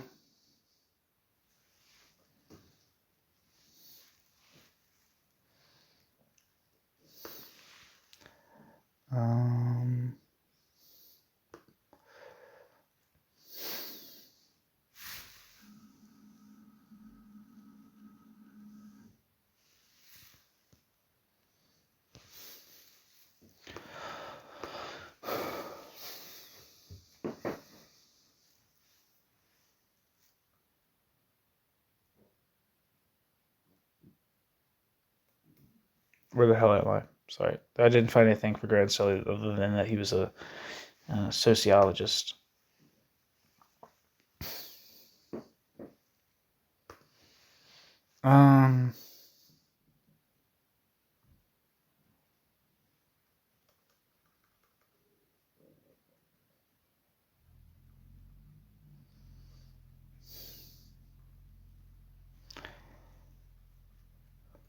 Okay. Connor, too, attempts to focus on the role of the workers in historical fashion, after pointing out that throughout Soviet history, workers were the objects of, quote, tumultuous change, end quote. Connor recognizes very early on that control, while, quote, pervasive, end quote, was never total, and that in the long run there occurred, quote, much autonomous development, end quote.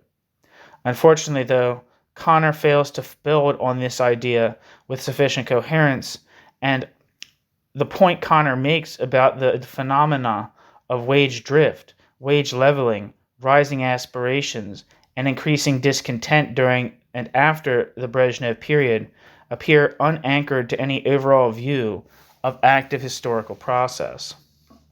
Although one of Connor's main preoccupations is to draw connections between, quote, autonomous development, end quote, and matters of class, Connor's grasp of the former suffers greatly owing to Connor's, quote, idealist, end quote, and sociological view of the latter. Thus, all of the, quote, class characteristics, end quote, Connor looks for either relate primarily to consciousness rather than to activity, resistance, or power, or else they derive from notions of collectivity and, quote, self-regulation, end quote, which have little to do with any shared relationship, either objective or subjective, to the means and mode of production. The resultant effect on his work is severe. In making statements such as that overqualification and, quote, unattractive jobs, end quote, provide, quote, ample grounds for alienation, end quote, as does work which is hard, dirty, or boring, Connor fails to escape the tautological, since people who are socially forced to engage in activities they find disagreeable are by definition, quote, alienated, end quote, both from the activities and from the enforcement. If alienation exists, Connor has done little more than to register its existence. Connor's approach to workers' subjective action is similarly faulted in that Connor considers a number of causes of discontent and a number of types of workers' resistance, but remains unable to theorize what unites them. By looking at what workers thought so as to discover whether or not they formed a class, Connor misses the wider significance of what they did precisely as a class. Footnote.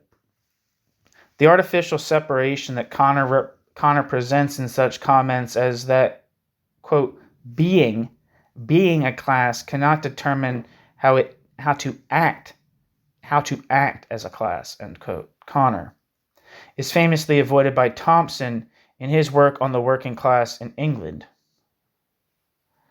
The critical revolutionary view can be summarized as a view that it is precisely class struggle that determines class. End footnote. In these terms, They're becoming more, quote, class-like, end quote, under Brezhnev, and eventually a fully fledged class by 1989 appears purely, quote, accidental, end quote. There is perhaps more theoretical substance to Connor's analysis of, quote, negative control, which Connor considers in terms of ease and mass of turnover, the structural microeconomic shortage of labor, and absenteeism correctly considered as the, quote, recapture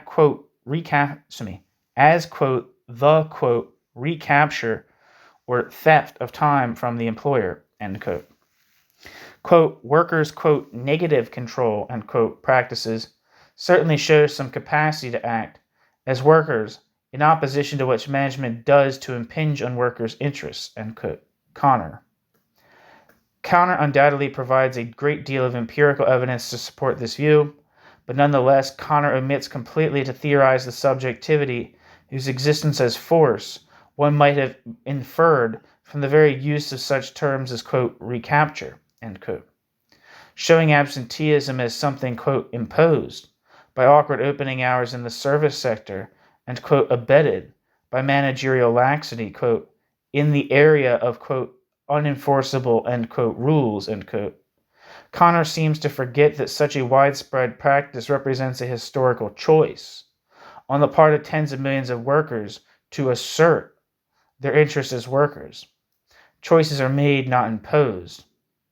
Second, in relation to the workplace itself, whilst Connor accepts that, quote, workers' negative control practices, end quote, in general exerted pressure for, quote, easy, end quote, norms, higher wage bonuses and lower differentials, he neglects to make a proper assessment of their impact at the level of the economy as a whole.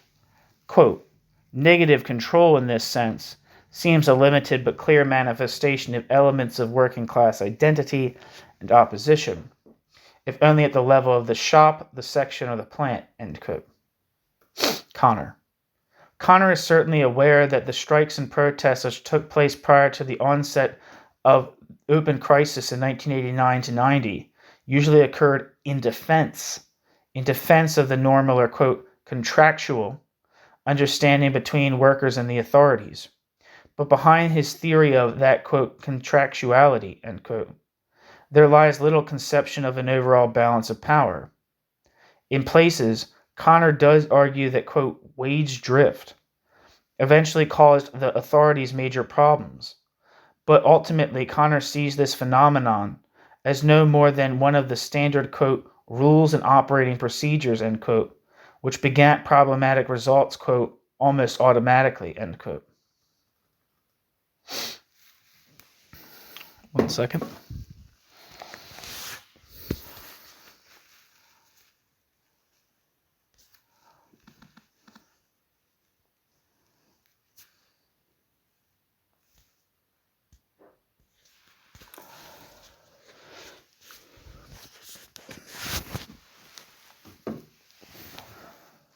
Where am I?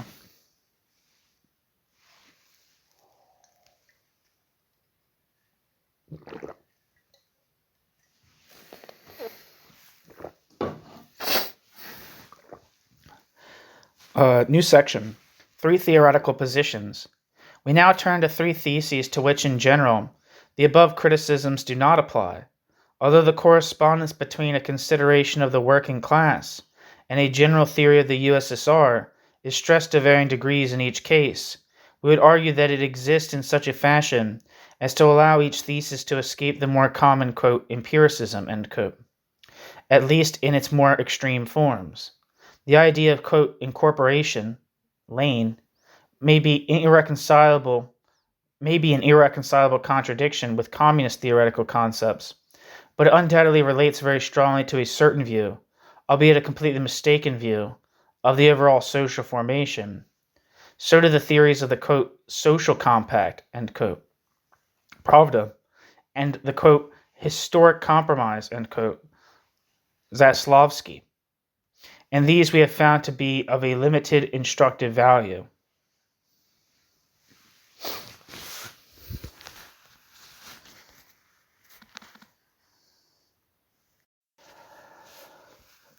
New section. the, quote, incorporated worker, end quote. In his article on, quote, Dissent and Consent Under State Socialism, published in 1972, Lane states that the, quote, entities, end quote, known as social classes were not major, quote, actors, end quote, and what he terms the, quote, state socialist, end quote, societies, and that these, quote, societies consequently appeared to be, quote, revolution-proof, end quote. In later works, he has developed his theory of one of these, quote, minor actors, end quote, and expounded his thesis that the Soviet industrial worker constituted a specific, quote, type. The Soviet worker was the, quote, incorporated worker, as distinct from other, quote, types, which exist elsewhere. In his view, Soviet workers did not have an adequately homogeneous culture to qualify as quote, traditional, end quote, proletarians, nor were they respectful enough of their bosses to be counted as, quote, deferential, end quote. Finally, they did not belong to the, quote, privatized, end quote, type either, since, quote, Marxism-Leninism was the dominant ideology and workers were guaranteed jobs. The Weberian nature of Lane's approach is self-evident. Of interest in the present context is the way that Lane and Odell define the working class and understand workers' conflicts with the interests of the regime. We should deal with these two matters in sequence. First, their approach to class is not Marxist, but sociological. For them, the Soviet working class included both manual workers and technicians and engineers, and, quote, non-manual workers, end quote, themselves formed a group which also included, quote, employees of trade union and party, officials in the Soviets, and professionals, end quote. Although this latter, quote, stratum may have had a, quote, specific cultural role, end quote, it was not, quote, disjunct, end quote, from the working class, quote, in a Marxist sense, end quote, since the Soviet Union was a, quote, politically unitary class society, end quote, which did not know any, quote, class domination, end quote. Lane. Consequently, far from being an exploited class producing a surplus for appropriation by others, the working class was simply a set of occupational strata. It should further be mentioned that from this point of view, the concept of class is not at all fundamental. Quote, social inequality, end quote, appears as a matter not of class exploitation, nor even of any other class relation, but primarily one of, quote, stratification, end quote, status and differential, quote, occupation prestige, end quote. Lane. Second, whilst they recognized that workers acted in ways which were problematic for the, quote, elites, this is explained without reference to the necessity of struggle. Thus, at first, Lane and Odell perceive low productivity simply as a, quote, cultural artifact, end quote, a sort of leftover from the traditional peasant lifestyle, and as that alone. In this view, absenteeism and drunkenness represent nothing more than, quote, deviant, end quote, attitudes, end quote, similarly derived and without, quote, significant political implications, end quote. Since they do not conceive of social production relations as having been the foundation of Soviet society, it is not surprising that they view even, quote, intense industrial conflict, end quote, from strikes to the Novocherkassk uprising of 1962, as having been, quote, essentially economistic, and therefore devoid of antagonistic significance on the general social level.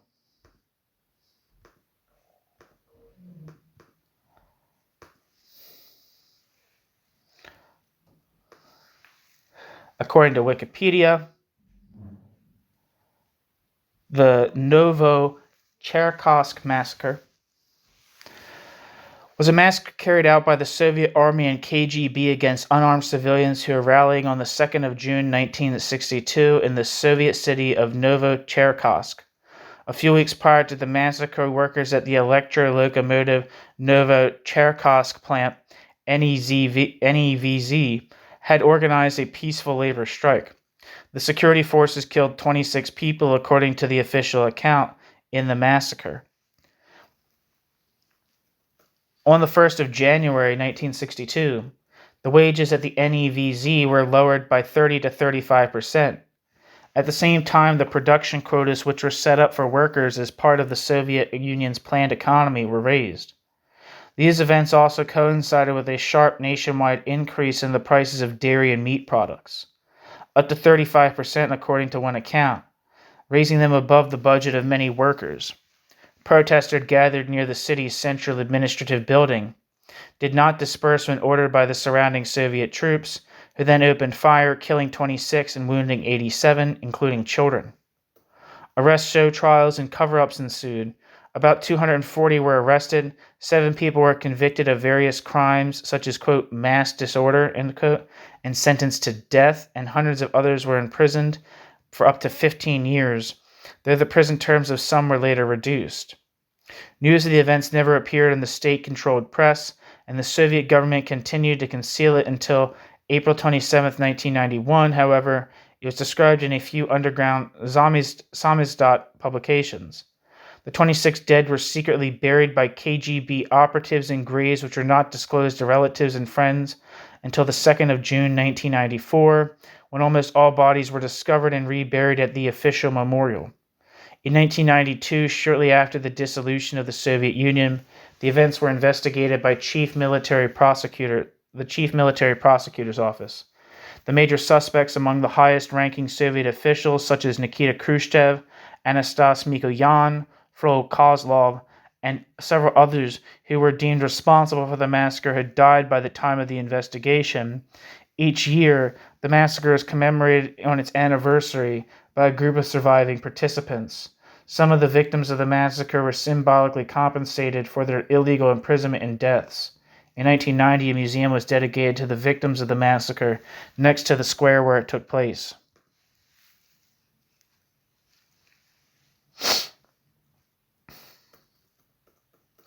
Back to the text. Although Lenin changes his views slightly in his later works, the basic approach remains the same.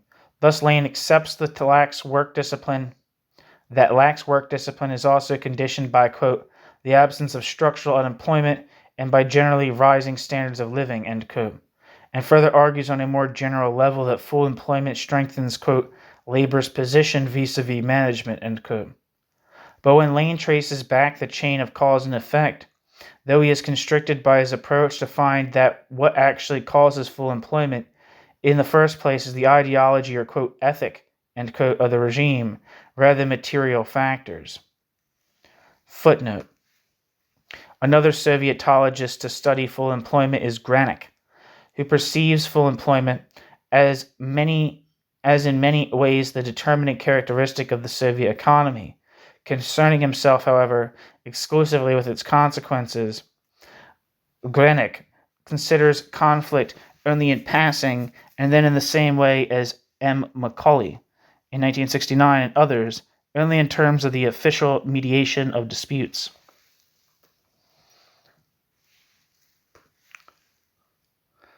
Rather than theorizing full employment as a class relation determined by struggle, Lenin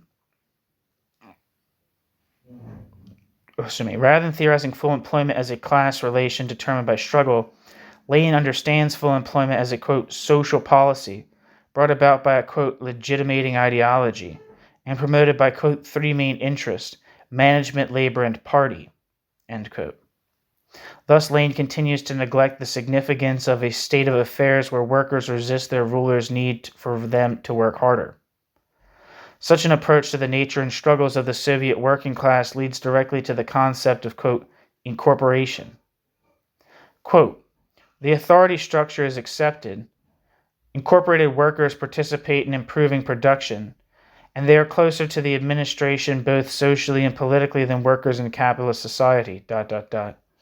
The trade union developed under the political authorities rather than against the political authorities. It is more an aid to management than a defense of strictly workers' interests. The trade union's manifold social and welfare activities further the integration of the worker in the factory, end quote. Lane. Having thus identified, quote, workers, end quote, with their Soviet recognized representation, Lane goes on to opine that, quote, The structural features of Soviet society undoubtedly inhibit class opposition, end quote. This is so because, quote, the threat of sanctions for anti-state activity has been effective in binding the worker to the system, end quote. As further support for this view, which is strikingly reminiscent of Friedrich and Brzezinski a generation before, Lane quotes an American journalist's observation that Soviet workers spoke proudly of their own chief as, quote, a strong boss, end quote. Indeed, workers, quote, liked the feeling that someone above them was firmly in charge, end quote. Footnote. The reference is to H. Smith, 1976.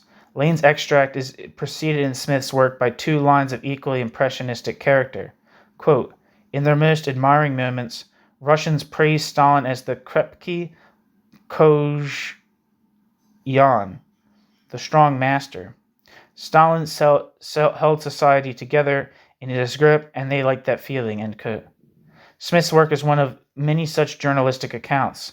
Despite providing a wealth of not uninteresting empirical material, it is burdened with many such prejudiced simplisms, and is, in our view, inferior to Walker 1986, and even Bignon 1985, if not perhaps to Shipler 1983. All of these works remain overshadowed by the earlier Journey into Russia by Vanderpost, a, quote, explorer with a British, quote, special military, end quote, background. End footnote. It is also averred that the Soviet working class had, quote, a general conception of serving the national interest, end quote. Writing in 1985, Lane foresees that from the mid-1980s on, there would be a, quote, greater maturation, end quote, of the working class. He does not explain what this means in a country supposedly without class domination. He then makes two predictions which have since been proven manifestly false. The first is that any major upheaval, quote, can only come if there is association, bracket, of the working class, end bracket, with other social groupings, and say intellectuals or the scientific intelligentsia, and possibility if it is linked to a wider unifying theme like the question of national integrity, end quote. The second is that since, quote, the values of Soviet society, bracket, gave, end bracket, the working class a leading role in its political organization, end quote, and the, quote, ideology of state socialism, bracket, gave, end bracket, the working class the legitimacy to press its claims, end quote. The authorities, quote, were likely to respond to grievances and to compromise with workers, end quote.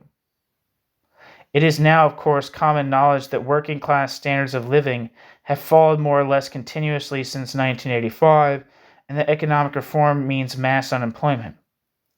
It is clear from his book, Soviet Society Under Perestroika, published in 1992, that Lane has now updated his analysis in accordance with developments in the late 1980s.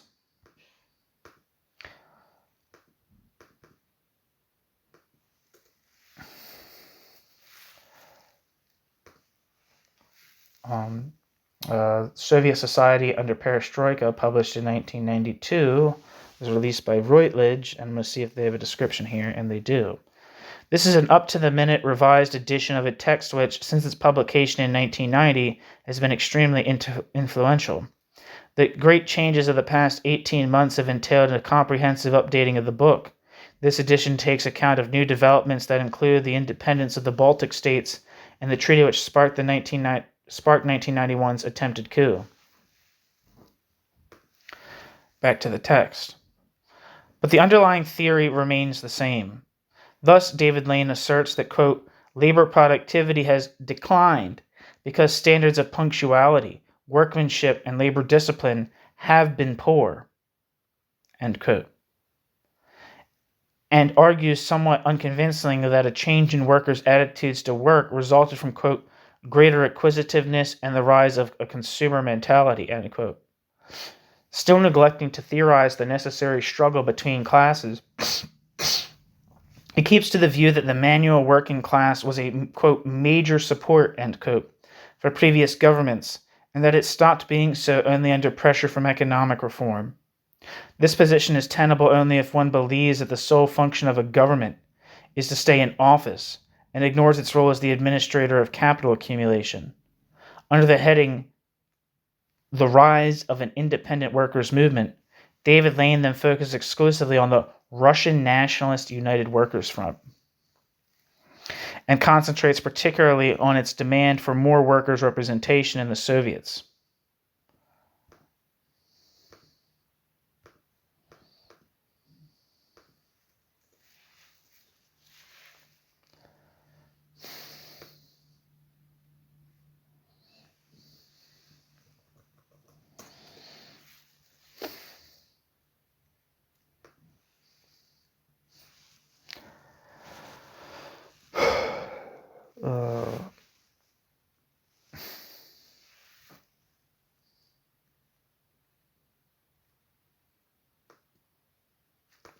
Not seeing anything for that Workers' Front group, United Workers' Front group.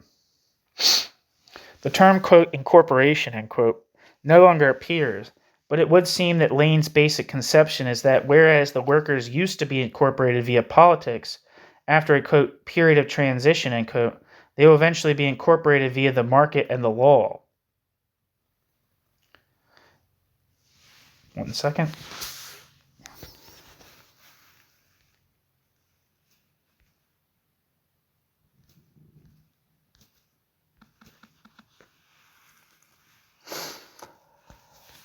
New section, the, quote, social compact, end quote.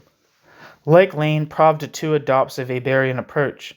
In Pravda's article, Is There a Soviet Working Class?, published in 1982, Pravda thus announces without explanation that, quote, traditional Marxist class criteria seem unlikely to be useful in a society where the state owns the means of production, end quote.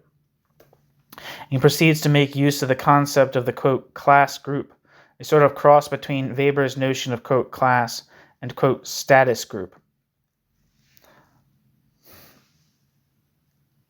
Footnote.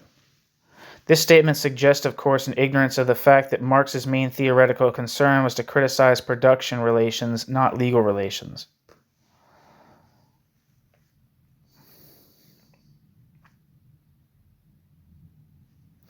End footnote.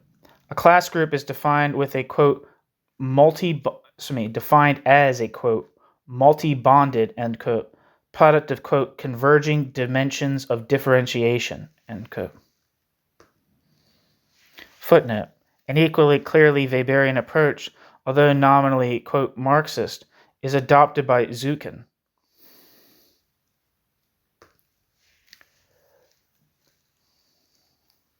End footnote. The social attributes necessary for membership of such a group relate to educational resources and, quote, prestige, end quote, as well as to work and the, quote, material economy, end quote. But nonetheless, since Pravda focuses to a far greater degree than Lane on actual and potential areas of conflict, his work appears more useful in terms of the present study. In the aforementioned article, Pravda begins by looking at working class composition. Pravda shows how, although there was no clear-cut divide between blue-collar and white-collar workers in terms of pay, among blue-collar workers as a group there were substantial differentials. Coal miners and skilled metal workers could earn 3 times as much as factory or hospital cleaners, and the salaries of the most highly skilled overlapped with those of middle-ranking engineers and managers. Moreover, in income and housing terms, the standard of living of skilled manual workers often outstripped that of the, quote, worker technicians, end quote, who spent most of their time supervising automated machinery, and even that of the ITRs, or semi-professional technical employees.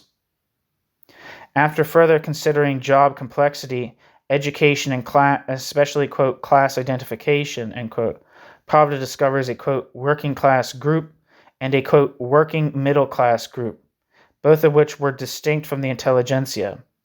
By the criterion of self-identification, the, quote, working class group, end quote, was comprised almost exclusively of blue-collar workers, whereas the other group self-identified either as, quote, employees or as, quote, middle class, included most of the ITRs, the semi-professional technical employees, most white-collar workers, and those manual workers with a specialist secondary education. Traveling, quote, forward to the issue of contentment, behavior, and conflict, Pravda looks for differentiation by, quote, class group, end quote, in terms of contentment or lack of it, quote, on the pay or general material front, end quote. Pravda finds little to distinguish the two groups, but in terms of national politics, Pravda discovers clear differences. Unskilled manual workers form the least, quote, interested and, quote, literate group, whereas skilled workers, particularly those in the, quote, working class middle group, seemed as, quote, attentive to political events as their semi-professional middle class counterparts, end quote, albeit less likely to understand what was going on. Pravda finds that the difference, caution, and skepticism displayed by members of the, quote, working class group at the national political level were not at all evident inside the enterprise. Indeed, at the workplace, workers in both, quote, class groups showed a high level of assertiveness. But rather than reconsidering his category of, quote, class group, which did not feature in his earlier work, Pravda prefers to state that this separation of the, quote, shop floor level of conflict from national politics made it unlikely that the working class would subject the political system to serious strain, since contentious issues were simply resolved, quote, informally. For him, it follows that it was the, quote, working middle class group, or the, quote, new, educated and skilled working class, which was the more, quote, volatile. As a, quote, middle class and, quote, group, it had a, quote, general vested interest in change, end quote, unlike the, quote, old working class, which shared the, quote, upper class, end quote, group's taste for political and economic mobility. The assumption on which such conclusions rest is clear, namely, if working class assertiveness does not consciously aim for reform, then it must be conservative. It is worth restating the opposite, communist view that faith in reformist politics acts against the only tendency and struggle which really changes society, quote, at the roots, end quote, proletarian autonomy. When Pravda begins with an analysis of the underlying relations between the top and bottom of society, however, Pravda's work appears from a Marxist viewpoint to be much more useful, even if at no point does Pravda bend towards such a viewpoint himself. In Pravda's article, titled East-West Interdependence and the Social Compact in Eastern Europe, published in 1981, Pravda states that, quote, people's relationships to the regime is conditioned by the authorities' satisfaction of what are largely economic welfare expectations. These expectations constitute what may be called a social compact between rulers and ruled, between those who run the workers' state and the workers themselves. End quote. Pravda. Although Pravda restricts his consideration here to Czechoslovakia, the GDR, Hungary, and Poland, the idea is equally applicable to the analyses Pravda has published for workers' activities in the USSR. Pravda shows how workers expected what they had learnt to expect, namely in production, full employment, job security, slack labor discipline, and fairly, quote, egalitarian, end quote, wages regarded as welfare payments rather than related to performance. And in consumption, the availability of basic commodities, a slow improvement in the range of goods on sale, and stable prices. Moreover, whilst the, quote, authoritarian and paternalistic state, end quote, demanded a high level of formal compliance, it required, quote, minimal commitment of any real significance, end quote. Pravda. Pravda presents a picture where the economic development necessary for producer and consumer growth was increasingly requiring a revision of the, quote, social compact, end quote.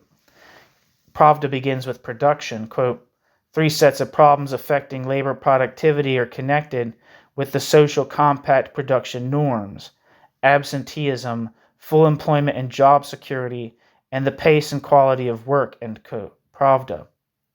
Pravda identifies both poor discipline, taking forms such as absenteeism, slack work and malingering, and worker-led mobility, moonlighting as well as upping and leaving one's job, as severe restraints on, quote, productivity, end quote.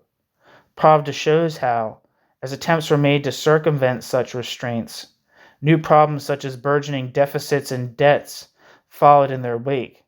In regard to consumption, Pravda cites rising consumer expectations and an aversion to the removal of subsidies as further problematic corollaries of the, quote, social compact, end quote.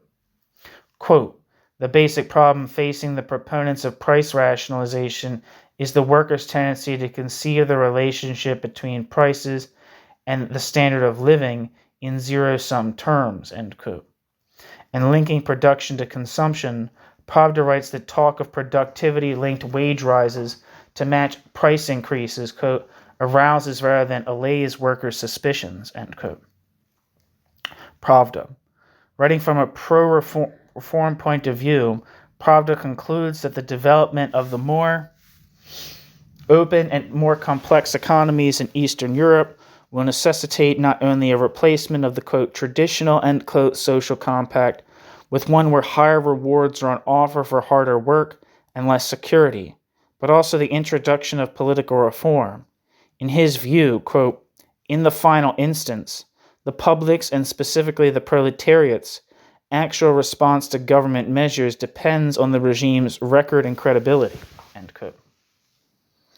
Whereas Lane implies that what he calls the, quote, economistic, end quote, nature of industrial conflict distinguishes it from class struggle proper, Pravda takes the opposite view that political participation, and more specifically a degree of independent workers' representation, is highly advisable precisely in order to control such conflict and divest it of its general objective antagonism in relation to the development of the economy.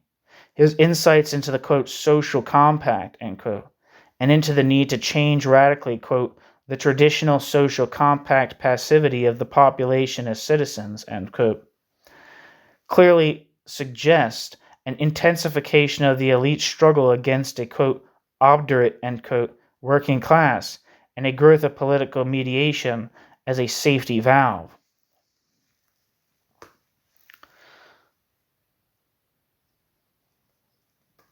Footnote.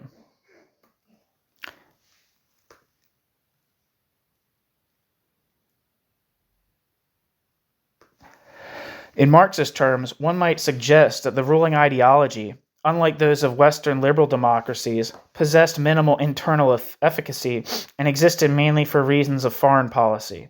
The ubiquitous hammers and sickles and the large hoardings displaying slogans such as "Proletarians of the World Unite" were of a less marked significance even than the symbolism which in Britain appears to be the nearest semiotic equivalent, namely the royalist and often Christian symbolism, similarly displayed on coins and banknotes and at key judicial, executive, and legislative locations and occasions.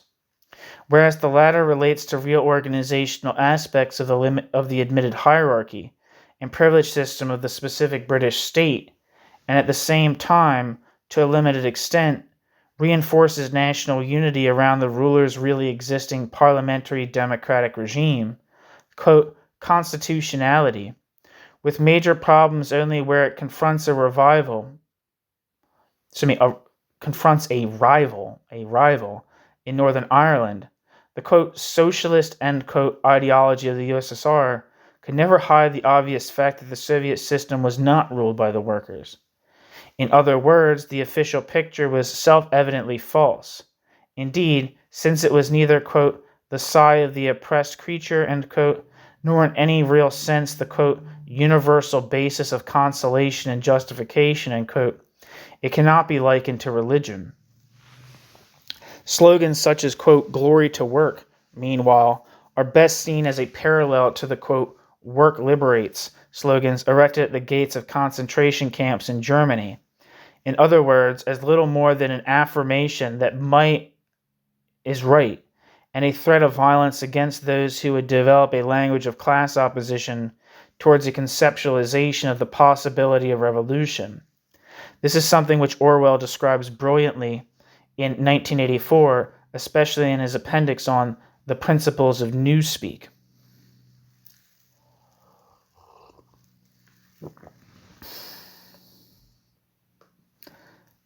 End footnote.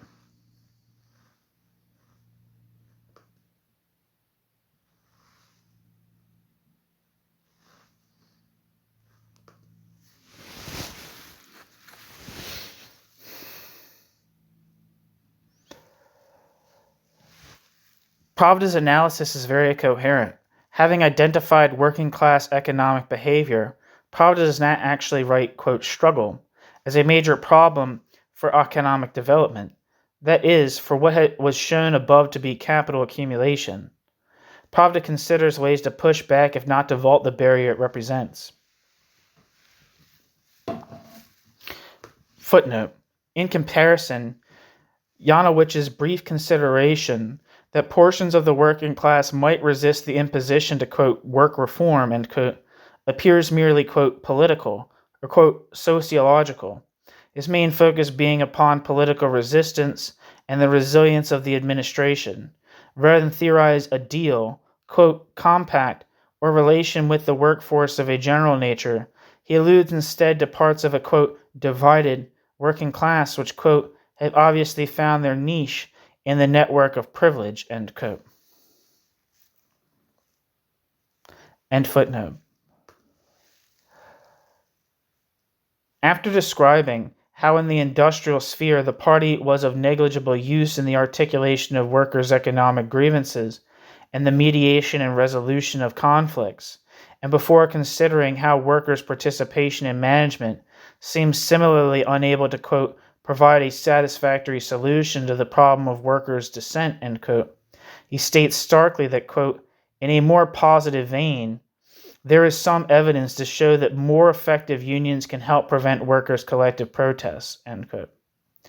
As he explains elsewhere, the reason for this is that, quote, if they gain workers' confidence at the shop floor level, unions can help divert conflicts into more controllable institutional channels, end quote. Pravda. This is by no means a trivial point, but unfortunately Pravda does not go on to discuss the conflict between, on one hand, the efficacy of such diversion by unions or by other means, and on the other, the resilience, force, and dynamic of workers' autonomous struggle. To summarize, it should be noted that at its most rigorous, Pravda's view of the social compact is usefully centered upon an understanding of a relation of force between the exploiters and the exploited based on a fundamental division of interest, but its main weakness is that he fails to theorize the nature of economic growth, and still less economic growth's necessity in terms of political economic categories. Thus, while in places, Pravda does recognize, from a reformist point of view, the, quote, awkwardness of uninstitutionalized workers' resistance, Pravda does not explicitly refer to the need for its institutionalized control as a need felt exclusively on one side of the class divide. Since economic growth has entered as an unexplained, untheorized necessity, it follows that the revision of the quote, social compact, end quote, appears in terms which are similar. He does not discuss it explicitly as a development or possible development of the underlying class antagonism. Footnote. These criticisms apply equally well to the recent work by Cook entitled The Soviet Social Contract and Why It Failed, published in 1993. Although Cook inexplicably fails to refer to Pravda, Cook uses a concept of social, quote, contract, which, in this context at least, would seem identical to that of a social, quote, compact. On an empirical level, she brings the analysis up to the early 1990s, but she does little to aid the removal of the main theoretical weaknesses and perhaps even increases them. Thus, in her initial definition of the, quote, social contract thesis, end quote, she states that, quote, the contract thesis is based on the assumption that what the Soviet state delivered was precisely what its society most valued. That is, that party and people shared a conception of distribution and social justice that gave central place to material welfare and egalitarianism, end quote. Cook. In what follows, Cook does look more specifically at the thesis of a, quote, contract, end quote, between the, quote, regime and, quote, Slavic blue-collar, end quote, workers. But even so, Cook often lapses into the somewhat less classist, albeit less nationalist, terminology of a, quote, trade-off between, quote, state and society, end quote. And this Cook considers principally in terms of the government's policy of allowing a rise in living standards in return for, quote, political quiescence. While she shows in some empirical detail how under Brezhnev the central bureaucrats kept consumer prices down, employment relatively full, and, quote, social security, end quote, relatively secure, she avoids any substantial usage of a concept of actual labor discipline. Instead, she simply notes that the rise of working class unrest, mainly strikes, and eventually of independent workers, quote, activism, end quote, that is, quote, independent, end quote, trade unionism, coincided with the erosion of the social contract in a process which began around 1980 and came to fruition in 1987 to 90. As inadequate explanation, she gives little more than a description of the government's predicament, its policies and its skills faced with the emergence of, quote, labor politics, and against a background of what is once again simply assumed to be an objective social need for economic development.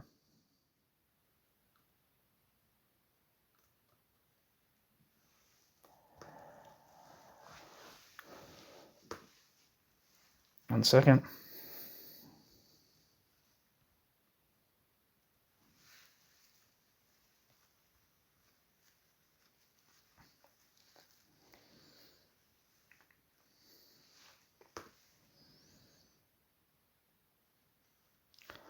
The, quote, historic compromise, end quote, new section.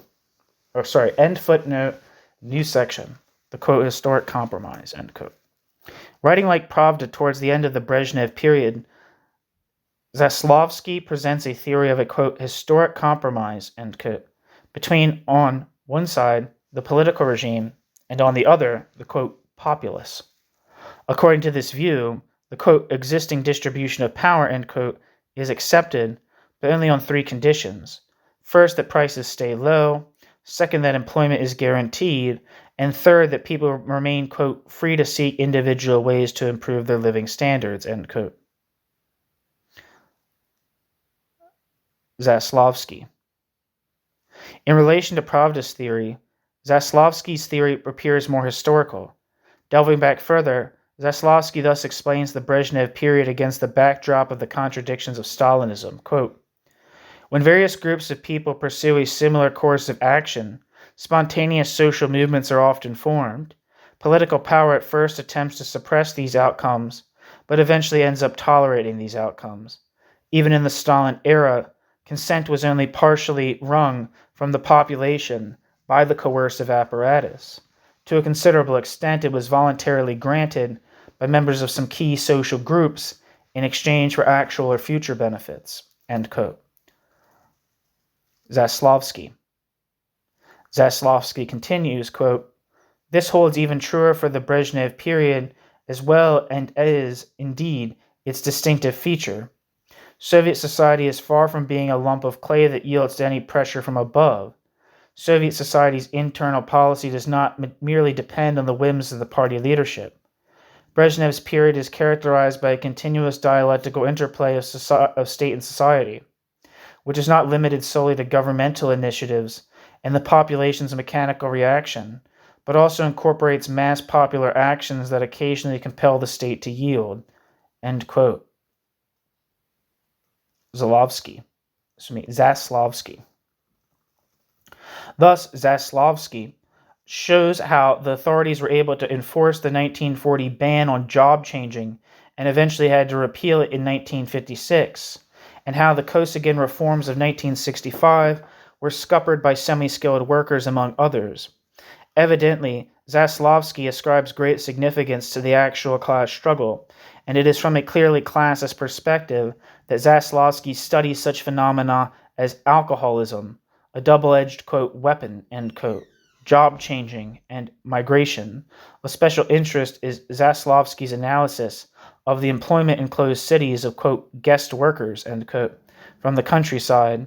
As regards the lack of work discipline, Zaslavsky takes pains to point out that it, quote, clearly indicates a conflict between the party-state machine and large segments of the working class, it is important not to ignore or underestimate this conflict just because this conflict is not accompanied by by open and organized struggles." End quote. In his first prognosis, however, Zaslavsky fails to define actual antagonistic polarities. In an article originally drafted in 1978, Zaslavsky thus predicts that the, quote, 1960s type of economic reform will be resumed, since by the mid-1980s it will have become absolutely necessary, end quote, but does not really explain why the latter suggestion might be the case, or indeed what it actually means, whilst arguing that the, quote, equilibrium between workers' discontent and support may be seriously disrupted, end quote. He also takes the view that full employment will definitely continue even under conditions of reform. Reform may come from, quote, above or from, quote, below, but working class living standards will rise regardless. Thus, reform no longer appears as a classist concept. By 1982, after the invasion of Afghanistan, the election of Reagan, and the acceleration of the U.S.-Soviet arms race, albeit not towards the, quote, Cold War bipolarity of the 1950s, Zaslavsky puts forward a view which is somewhat different. Like Pravda, Zaslavsky now argues that the, quote, compromise only works as long as it can guarantee a steady improvement in workers' conditions. And since such an amelioration can no longer be ensured, quote, the economic basis of organized consensus is shrinking, end quote. Inefficiency is growing. The disproportion between heavy industry and the consumer sector is becoming increasingly dysfunctional. And the, quote, semi-free, end quote, labor market gives both workers and enterprise managers scope to exert substantial pressure on the central planners. No longer is Zaslavsky convinced that living standards will improve. Zaslavsky now argues that, quote, workers themselves are the first to experience food and dwelling scarcity, and the first to be victimized by queues and black markets, end quote. Zaslavsky. From the point of view of the system, work discipline and work incentives are becoming ever greater problems, and maintenance of the status quo, the Brezhnev Compromise, no longer seems an option. But whilst Zaslavsky now holds that a restructuring attack on working class living standards, either through firmer centralization or through, quote, technocratic reform, end quote, is inevitable, he fails completely to specify the extent to which he attributes causation to internal factors such as the position and action of the working class, rather than to externalities such as diplomacy and security. Footnote. In more recent analyses of both perestroika and the Yeltsin period, Zaslavsky has made minimal reference to the interest of the working class, concentrating above all on potential developments towards Western-style democracy. The retrogression which such an approach represents in relation to his previous work has been amply shown by Rittersporn. It might be Rittersporn or Ritterspalm. I'm not sure. It could be RN, it could be M. End footnote. In short, Zaslavsky's concept of the, quote, historic compromise, end quote, seems to be a more social democratic version of Pravda's of the, quote, social compact, initially endeavoring perhaps to adopt the viewpoint of the working class. He does not do so with a sufficiently profound view of the basic antagonism. At first, he turns economic reform into a key category, which will coincide with improvements for everyone. Then, having rejected this view, he paints a deterioration of working-class living standards as a sort of necessary result of the growing general need to combat inefficiency. The unstated position seems to be that the workers' resistance or indiscipline has eventually turned out to their own disadvantage. New section, summary. In this brief chapter, we have shown how a range of Sovietological works have fallen short of relating a view of class struggle to a theory of the political economy. Thus, the theorists of, quote, totalitarianism, Inkeles and Bauer, Friedrich and Brzezinski, Pipes, assumed that the absence of, quote, independent workers' organizations meant that the workers were unable to struggle as a class, and the, quote, revisionist students of, quote, interest groups either concentrate on divisions within the elite, Skilling, Griffiths, Howe, or else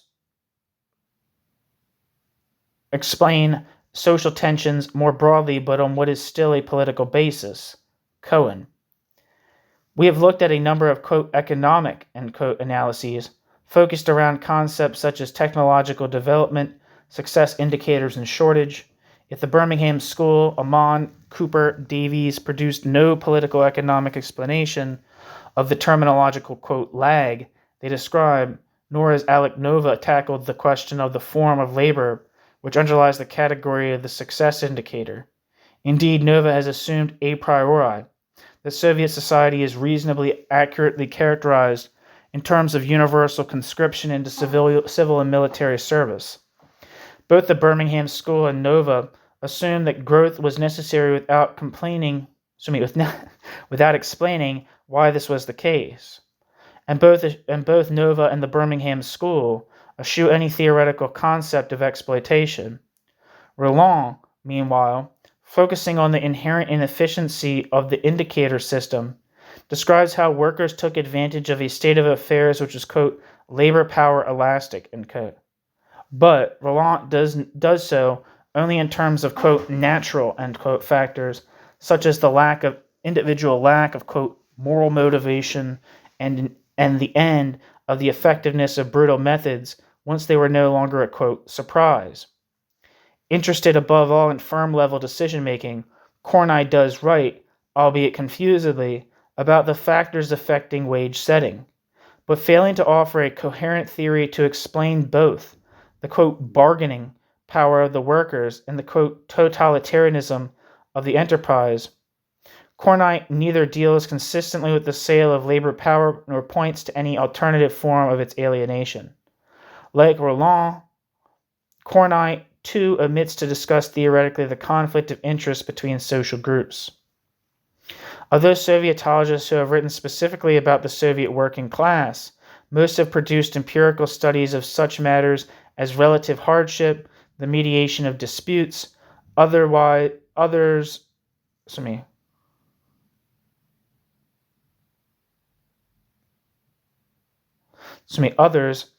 the rise, others of organizations during perestroika. There's a typo there. I'm not sure if I fixed it right in my mouth, but hopefully I did. Even Grant-Selly and Connor, who have produced studies with an undoubted historical basis, have further focused upon widespread labor indiscipline and slack work, have omitted to relate their observations to a theoretical consideration of either the nature of the production relations or the subjective force of the working class. Finally, we have considered three theses which, while not Marxist, nonetheless relate an understanding of the working class to a theory, or at least a view, of the system. These are those produced by Lane, Pravda, and Zaslavsky, where Lane, however, repeating the Soviet propaganda that the ruling officials were not, quote, disjunct from the working class, minimizes the importance of lax discipline and holds that workers were incorporated into the system. Both Pravda and Zaslavsky emphasize workers' opposition. After first describing how the working class was divided between a, quote, middle class, end quote, group with an interest in change and a, quote, old, end quote, group sharing the ruler's, quote, conservatism, Pravda later explains that workers in general were involved in a, quote, social compact, end quote, according to which security was received in return for poor work.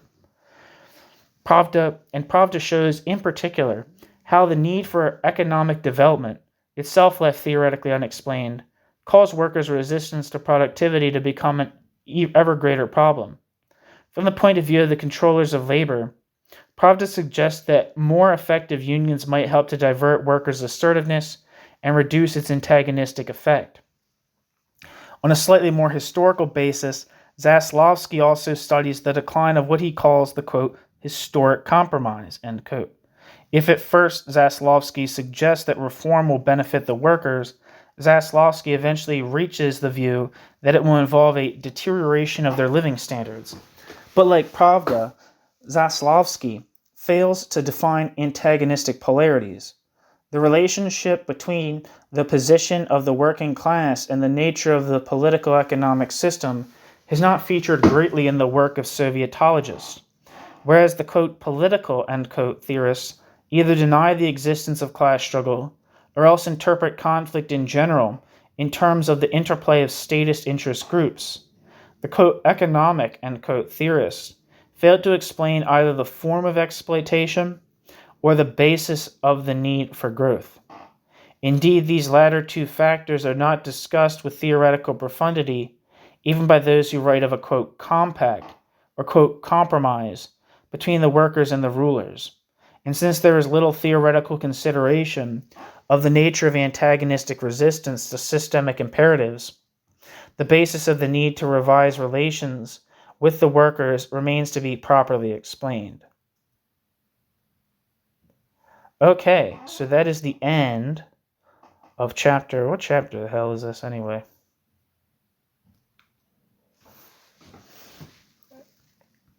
This is chapter 4 of Neil C. Fernandez's Capitalism and Class Struggle in the USSR. The chapter was titled Class Struggle, Sovietological Theories. Thank you so much for listening. The next chapter, chapter 5, is titled The Class Struggle, a critique of, quote, Marxist, end quote, theories. Thank you so much for listening.